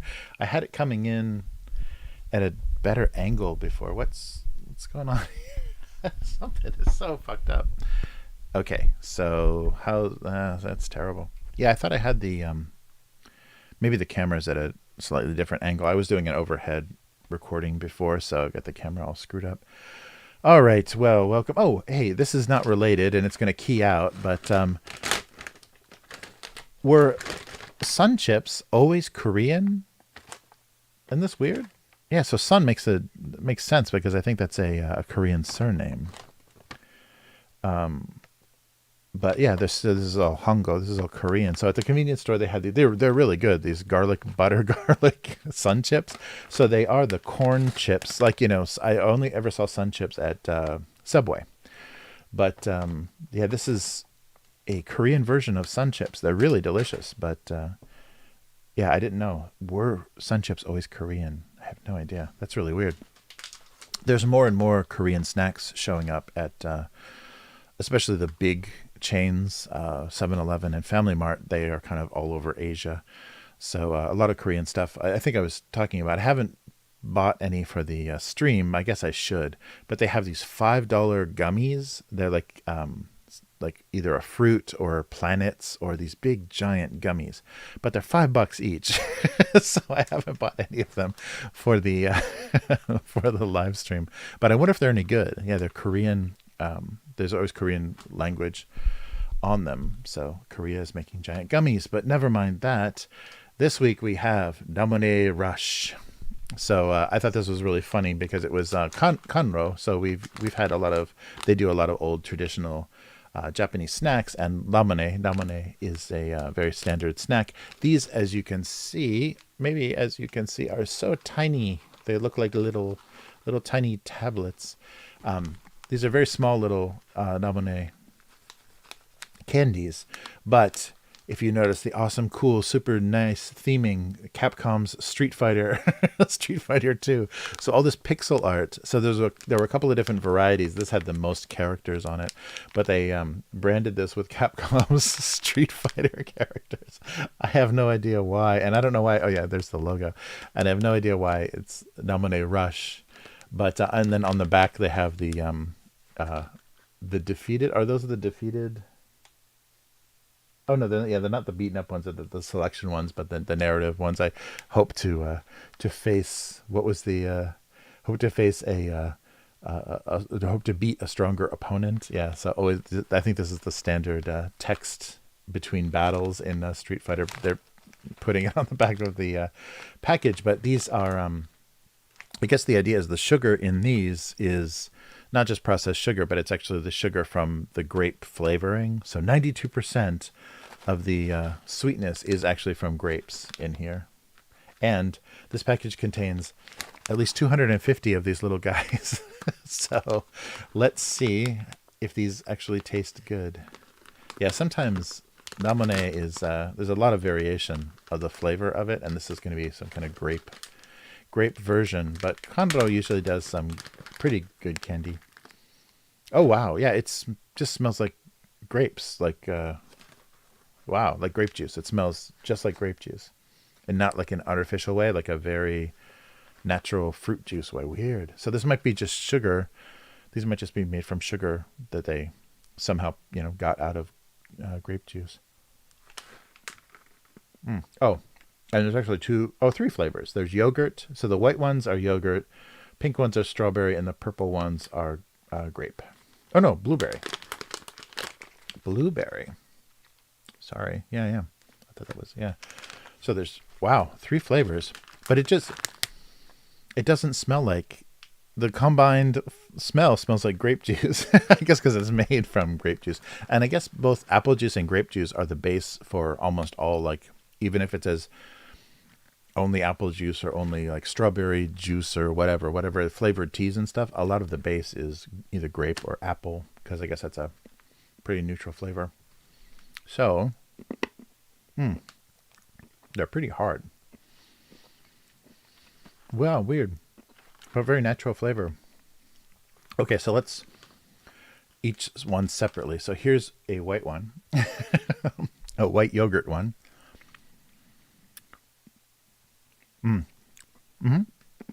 Yeah, so very creamy, but it's got that little yogurt twinge to it. Okay, that does taste like yogurt. Here's a pink one.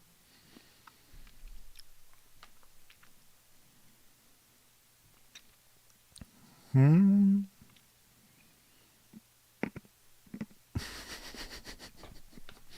worst ASMR ever. It tastes like grape. It doesn't really taste like strawberry. And here's a blueberry one. So blueberry is pretty distinctive.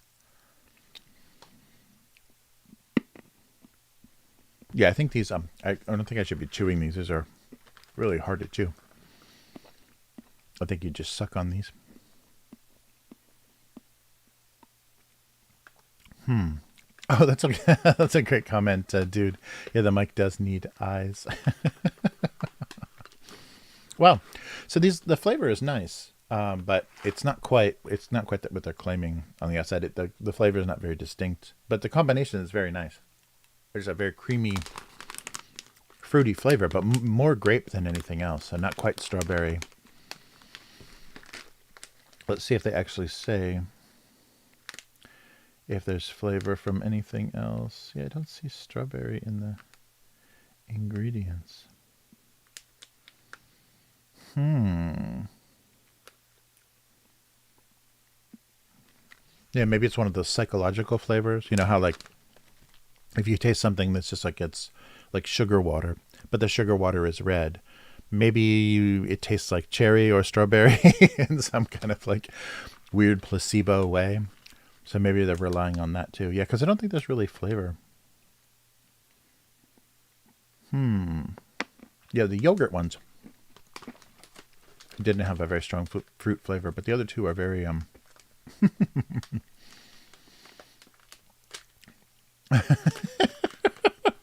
fruit flavor analysis. Yum. That's what you come here for, right? This live stream. This live stream is all about that. Yeah, it's weird, but these don't really have the like when they say Ramune, they don't have that sourness of that kind of blue Ramune, because Ramune is just the, you know, kind of Japanese pronunciation of lemonade. So I think there was like originally that blue lemonade candy was what Japan called Ramune. And so, but now everything that's kind of this weird chalky candy is called that, just that style of candy. Assorted. Oh, I didn't even see this English at the bottom. The bottom, it says assorted yogurt tablets. That sounds delicious. But there's no, it's just a yogurt type flavor. There's no actual health benefit, I don't think. Yeah, you do have to suck on them a little bit so they're not so brutally crunchy. Interesting. Yeah, I'm not quite sure. So Street Fighter's a little dated. It's not, yeah, the Street Fighter 2 is kind of an old retro thing. So I don't think this is like specifically for kids. So maybe it is like, because these aren't big, ridiculous candies, maybe this is for like older, older candy eaters. It's very odd. Yeah. And the yogurt is a more adult flavor. There's not a lot of yogurt kids flavors here. They don't have the Go-Gurts and the bubblegum flavored yogurt and stuff in Japan like they do in the US. Wow, these are really strange. So they're supposed to, maybe they're supposed to have some sort of nostalgic flavor that I'm missing, you know, just not having grown up here. But you've got to love the pixel art. You have to love the 16-bit pixel art of the Street Fighter characters on here. And it even continues on to the back with your victory message. So it might be a like a salaryman kind of you know, retro nostalgia kind of thing. The branding is a very odd choice. Yeah, because this is a very old candy company, so they do a lot of older stuff. So yeah, I can't figure out what it is. They're not bad. They're not what I expected at all. Pretty mild flavor and just grape. It totally is. If they wouldn't have put this at the top, you know, how much the sugar is taken from grape, I wouldn't have said, oh yeah, that just tastes like grape. But now I do. And it's not like that baby aspirin flavor or anything. It's actually a pretty good fruit flavor. Weird. All right. So that's Ramune Rush. Yogurt tablets. Delicious assorted yogurt tablets. Very odd. Yeah. So I had to, the branding was too tempting. I'm a sucker for funny packaging. So if you need quick, amazing, so they're not like caffeinated or anything. So they're not definitely an adult, you know, candy. So, God, it's very funny. All right. Well, pretty successful. We can tell Unknown Girl that it's not a big W. It's a little W, but it's not an L. So, yeah, candy is usually hard to screw up. Nice. Yeah, you really, if you ever get a chance to, if you ever see any Kanro yogurt tablets, yogurt tablets. Sounds like sci-fi 80s food. All right. Well, yeah, not too bad. Not a horrible, it was this or there was another thing that was milk chocolate, but it was milk flavored chocolate, not, you know, milk chocolate like we associate milk chocolate with cocoa, kind of a creamy cocoa chocolate. But this was just milk flavored chocolate, like a milk can, like an old fashioned milk can. So maybe just white chocolate, like very milky flavored. But the Street Fighter 2 won out in that case. Yeah, very weird. So nice natural flavor, not medicinal, not very artificial chemical, but yeah, just really kind of boring. I don't know. It's very funny. All right. Oh, well, what else? Yeah, so since the last time, I saw the Shin Kamen Rider. Yeah, not much else. I haven't been watching much on television. The Lord of the Rings movies are free on Amazon streaming, so that sometimes the extended versions pop up too. So I've just been watching those over and over again while I work. Oh, and if you missed it too, yeah, I talked to Hyphonics and John and I had a phone call, and I'm going to do some art for the channel, for the Hyphonics channel. So we're talking about that now. So it should be fun, and that it should be a pretty quick job too. So you'll see some stuff soon. So hopefully, yeah, if this goes well, then we can I can do more stuff. I'd love to do T-shirts and all kinds of fun stuff for whatever Hyphonics needs. That would be fun to support. So we'll see how that goes. Nice. Oh, nice. Yeah, that's one of those things. Every time I see it, just like, oh yeah, I'll put that on the back. Especially the extended version. There's so much like weird extra stuff. I can imagine like watching a marathon of the extended movies like in a theater. That has to be brutal. Like 12 hours of 12 hours. Yeah, so I'll let you guys know once that's all finished and up and running, so you know where to find where to find some new artwork. Yeah, that was even more ridiculous. Like they obviously anticipated doing that for the Hobbit movies. So that was such a mess that Peter Jackson was kind of forced to make those Hobbit movies, and they were kind of passionless and weird, but they still did extended versions of those just because maybe that had sold a lot of DVDs or whatever back in the day. So they still did extended versions of those movies that were already bloated. Like they took one book, made it 3 movies, and then they did extended versions of those 3 movies. So just the bloat was just insane. Yeah, that's way too much stretching. But I think we're getting really used to that now with streaming series on television. They're so just bloated and overextended, and a lot of people walking and talking in hallways and stuff when they run out of money for the season, or they need like 3 more episodes in the middle of the season before the big special effects in the first episode and the big finale in the last episode. They need all this like weird filler, so the stories get drug out really long, and yeah, it's very very strange. But we're just starting to get used to that, I guess. I don't know. It's not very good entertainment, but maybe it is like the maybe it does make sense, because actually getting good writing and polishing things and making it really good for the generation that's just going to watch something doing this, like people are like yeah. So if you're going to just sit with your nose in your phone in front of whatever entertainment, why does it even have to be good? It just has to fill some, time time limit. It just has to be a certain amount of data that they fill in. Yeah, very strange to see that. Yeah, and that was the thing. I think I was talking about that before. If you're a fan of Mystery Science Theater, they brought it back and they did Kickstarters and stuff to do a new season, but it's all based in New York not New York. It's all based in Los Angeles with young, comedians, like young LA comedians, and the polish just isn't there. Like the jokes aren't funny, the timing is not good, and they just crank that stuff out, just because there's the brand is still known. So it's very depressing that they've just given up making good stuff, because why bother? Everyone is like multitasking, distracted by their social media, so they don't even watch movies anymore. Uh,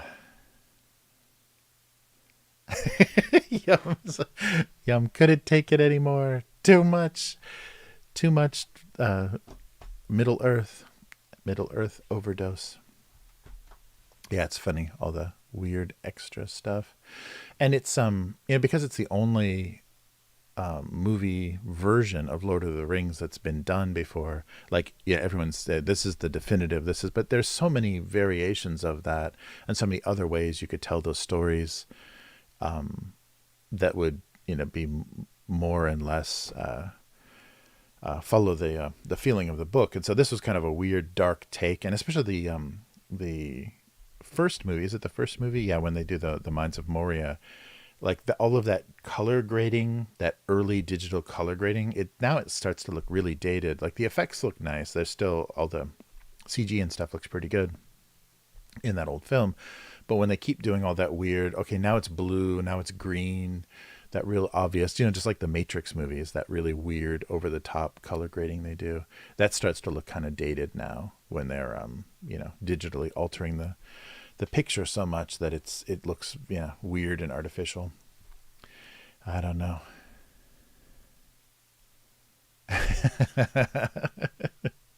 Yeah, yeah, yeah. That's funny. Very funny. Yeah, if you ever get a chance, if you like that story, they did I think it's BBC did a really good full cast production of the Lord of the Rings books. I'm not sure if they did all three books, but they definitely did the Fellowship. I've seen that come up a lot on YouTube and stuff. And Ian Holm and a lot of British actors that were in the movies played parts in that. And yeah, so the voice acting is so good, and it's a full dramatization. So it's not someone reading the book; it's actually like, different actors doing voices and stuff. So that's worth finding on YouTube or Audible or wherever that would be. The BBC does some cool, and I love the old. If you guys are fans at all of like old Douglas Adams Hitchhiker's Guide, that old radio drama that they did of Hitchhiker's Guide, where they went off, like I think he had the first two books written, and then the radio drama kind of goes off and tells a whole other kind of story. It's so good. Yeah, it's really great because it's got that. It's cheesy BBC kind of like late 70s, early 80s sound effects and stuff, but it's so great. And they do, because it's supposed to be a radio drama, and it's the 70s and 80s, they do so many stupid stereo effects and stuff. So listening to it on headphones is hysterical. So I had that whole series on cassette when I was in university, and it's hard to find. It's hard to find that the full original version. And I think they even did an LP. I think they even released part of it on like actual vinyl records back in the day, because that was one of the formats. Oh man. Yeah, yeah. Very cool. Oh, speaking of long movies, you're going to go see Beau is Afraid. Oh, wow.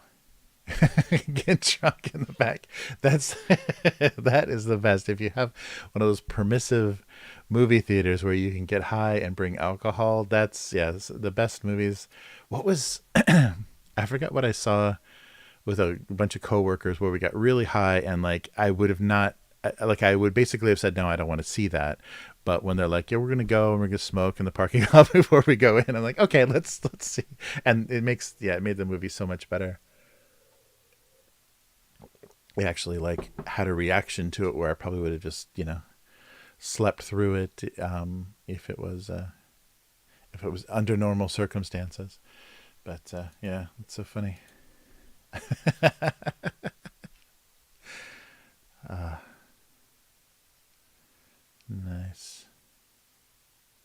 Yeah, that's funny. Yeah, that was the thing, because I worked. I was a projectionist at a movie theater in upstate New York for like a year, and sometimes when they were short on staff, they would ask the projectionist to come down and usher. So you had to put a little red vest on. So we were just sitting there. It doesn't matter what we looked like. we had to put our little red vest on and then go walk in some of the movie theaters. And always you had to, the first thing you did is you walk in and the back, you had to check the back row because always some shenanigans were going on in the back row. People, even if they weren't smoking marijuana, they were smoking cigarettes, in the back of the theater. So that was always the first place you had to check. And it's funny because it's easy to skip. It's easy to just be like, okay, I'm going to just walk to the front and then, look at what's going on and then come back. But yeah, that first row, as soon as you go in the back. Oh, they're definitely kicking Yum out. I don't even know if they're going to let you in, Yum. That would be my, they'd be suspicious from the very beginning. Oh yeah, yeah, Ari Aster. Yeah, yeah. Oh, so that's is that the new Ari Aster? I don't know. I don't recognize that title. Oh, cool. Oh, that's right. Joaquin Phoenix. Yeah, yeah, yeah. Okay. Now I know what movie you're talking about. Yeah, his movies are very disturbing. So he's Midsummer and Hereditary. Is that right? I think so. Nice. Yeah, very disturbing. Disturbing films. Oh, they're describing it as an American surrealist black tragicomedy horror film. Oh, and it's an A24. Yeah, it's an A24. I think all of his stuff is produced by them. That's quite a description. Okay, come on, filmography.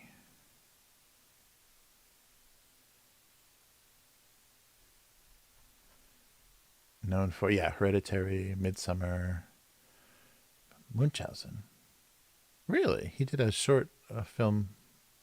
Is that a Baron Munchausen or is that Munchausen? Oh, is that Munchausen by proxy?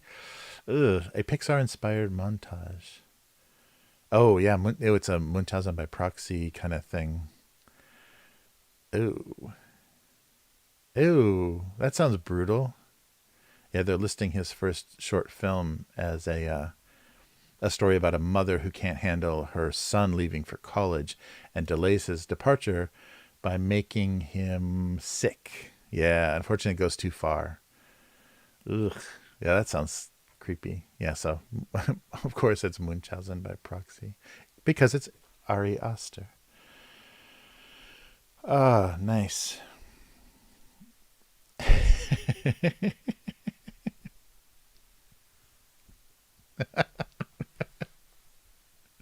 What?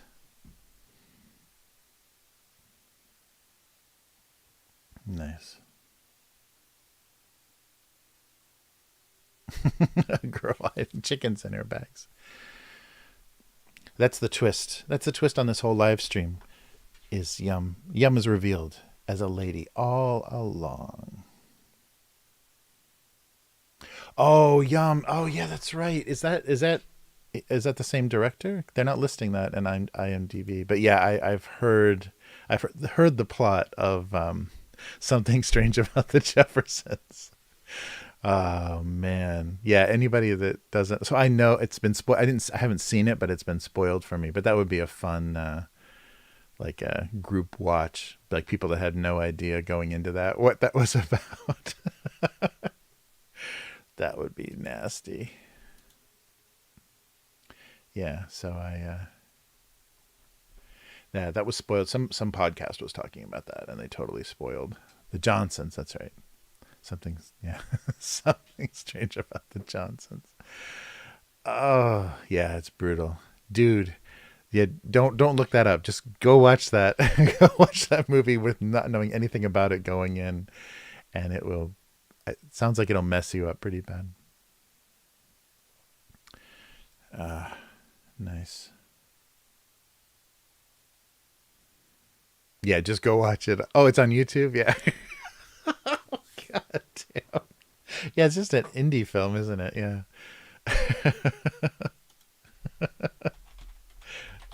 Yeah, that's a really weird. Let me just see.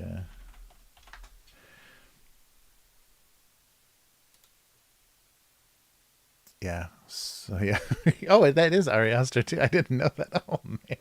Yeah, that is a fucked up movie from 90. When is it? It's not that old, is it? Yeah, 2011. Yeah, yeah. Yeah, so it's a short film, only 29 minutes. Yeah, go go check that out, dude. Oh, yeah, brutal. Yeah, yeah, yeah, only 20 yeah, 29 minutes it says. That's probably with credits though, so it's yeah, probably pretty short. Oh, that's so funny.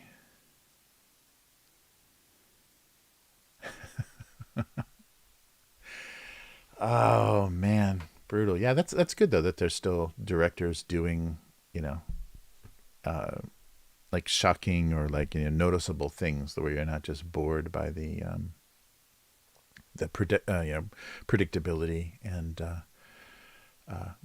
kind of just repeating the same old thing, or like not everything is a conjuring movie or whatever. Yeah, it's not all the same stuff.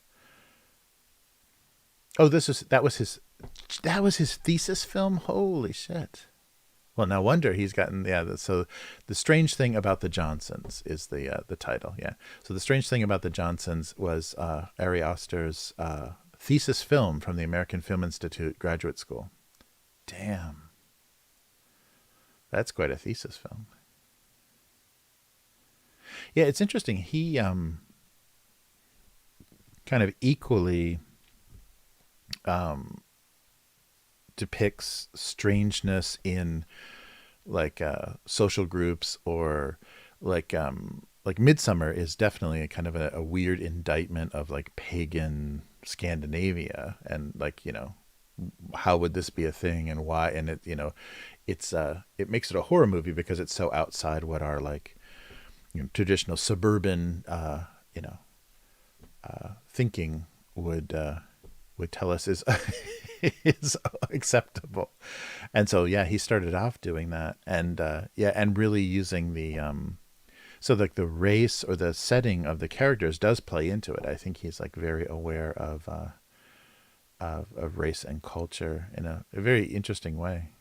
Yeah. Oof. Crazy.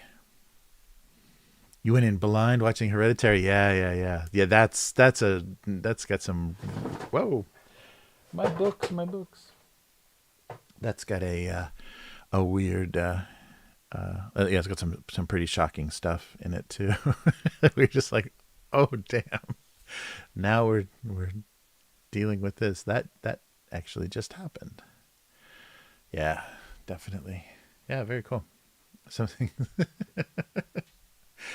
Wow, that's a thesis film. Yeah, so he's only been doing films for about a decade and has got some real good stuff. Yeah, already. That's weird. IMDb totally skipped that. It listed Munchausen, but didn't. The strange thing about the Johnsons wasn't there. Weird. IMDb is that it's is IMDb Amazon? Who owns this? Yeah, they're obviously being a little dishonest. Oh no, there it is. Okay, no, it is there. The little there's a little side scrolling movie poster thing that was incomplete. Yeah. Oh, yeah. That was not filmography. It was known for the known for listings. So I guess he's not known for the strange thing about the Johnsons. Wow. Oh, interesting. Yeah. So yeah. So Midsummer was the last. So yeah, 2019. So it's been 4 years since his last movie.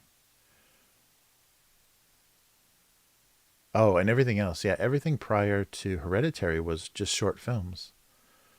Interesting. So it must have been doing a lot of yeah, film festival stuff. So he's only done 3 feature films. Oh wow. So Beau is Afraid is his third third feature film. Wow, but yeah, just yeah, he's already established himself pretty well. Yeah, I agree. Yeah, yeah, very uncanny, and yeah, very uncomfortable. Like it's so funny where the horror comes from, and where the so it's good that it's I mean there is some graphic stuff, definitely very graphic stuff in his movies, but there's that tension, yeah, that weird,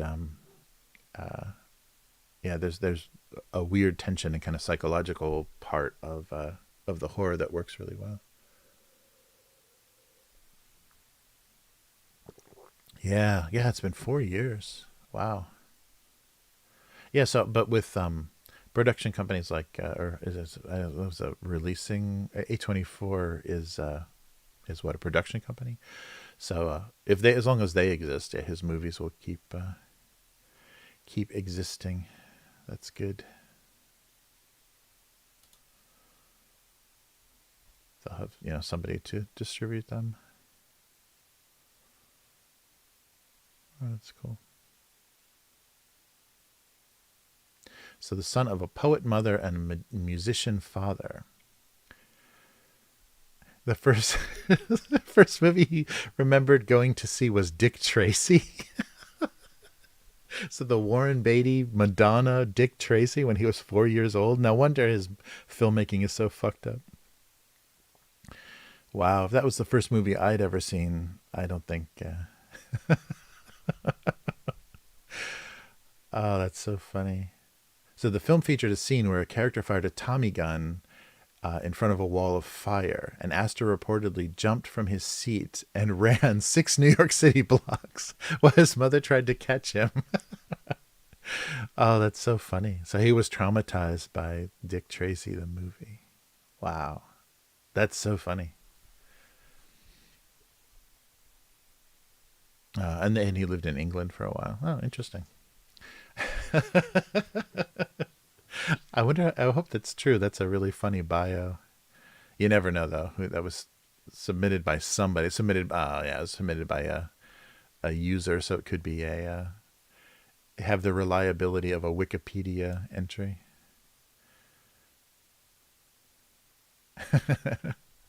Yeah, right. It had horror elements. I think they tried to make it very graphic, like very visual, because they tried to do like extreme colors and things in that movie. And there's a lot of prosthetic makeup on the villains and stuff. So I guess there was a wall of fire and Tommy guns. Yeah. Oh, that's funny. Oh, very cool. Wow. All right. Well, I think we'll call it there. Yeah, that's cool. I hope that comes to Japan. Yeah, I hope Beau is Afraid comes to Japan in a decent amount of time. Yeah, I'm really hit or miss with Joaquin Phoenix. Um, yeah, sometimes I don't, he like makes me not want to see something. I mean, I like what he did in Joker, and I've liked him in like Gladiator or whatever. Like there's some roles that I've liked him in, but sometimes I see him, it's like, do I really want to? Like I've never seen Her, and mostly because it's just going to be him talking to Scarlett Johansson's voice. I'm like, I don't know if I want to sit through that. So yeah, I've never seen Her, and he was like kind of the reason I was like, no, no thanks. Yeah, it's funny. Crazy. Very cool. Uh, yeah, very funny. Oh, it's rated R. Beau is Afraid is rated R for strong violent content, sexual content, graphic nudity, drug use, and language. All right, so you're all set. That ticks all the boxes, Yum, so you should be fine. Yeah, I've heard that that's a good movie too. Yeah, it's just like one of those movies. Like, I think I had some psychological damage from watching Castaway. Like spending that much time with Tom Hanks, even after seeing Forrest Gump as a younger in my younger years, that much Tom Hanks damaged me. So it's got to be a really you have to be a really amazing actor to carry a whole film where like you're the only actor in the film. It's not even like a bottle film. It's like literally just a solo performance. So for me, I thought Her was going to be like that. So that kind of turned me up. But I don't think it is. I think it's more like a technology, like him like detached from a social life and like diving into technology. Oh, Parker Posey is in it too. So Joaquin Phoenix, Parker Posey. Oh, Michael Gandolfini. Oh, that's funny. He's getting work. Ah, interesting. Nice. All right. Yeah, right. I gotta get some rest here. Yeah, not enough sleep today. All right, so everybody have a good rest of your evening, early morning, wherever you may be. Uh, Yum says, "Yes, drugs and nudity. I love it, and extreme violent content. Perfect, perfect for the back row." So, yeah, I'll be back next week doing this, and I'll give you guys an update. I might even have everything done for Hyphonics by then. It's not a big job, so hopefully I can get things done quickly. And yeah, that'll be fun to show off. Yeah, so abusecartoons.com is a website if you're watching this for the first time. And doing this at the end means nobody ever sees this, but whatever. And Abuse Cartoons on social media, patreon.com/Abuse Cartoons if you want to support what's going on. Thank you, Unknown Girl and John, for your support. And if you want to read the archive of the old cartoons, gocomics.com/domestic abuse. All right.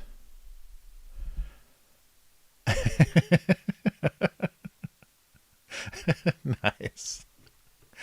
Wow, very cool. So I don't have to worry about the Japanese release. Yum's got me covered. But I don't know if you're drinking in the back row. I imagine there's going to be a little bit of camera movement. Put the shaky the what's that called, the movement demovementizer setting on. Well, good night, and see you next time. So Yum and Dude, thanks so much for hanging in there. In K5 had to head out early, but thank you so much for the getting me hooked up and coordinated with John from Hyphonics. That's so cool to be doing more stuff. So yeah, take care, and see you next time. Goodbye.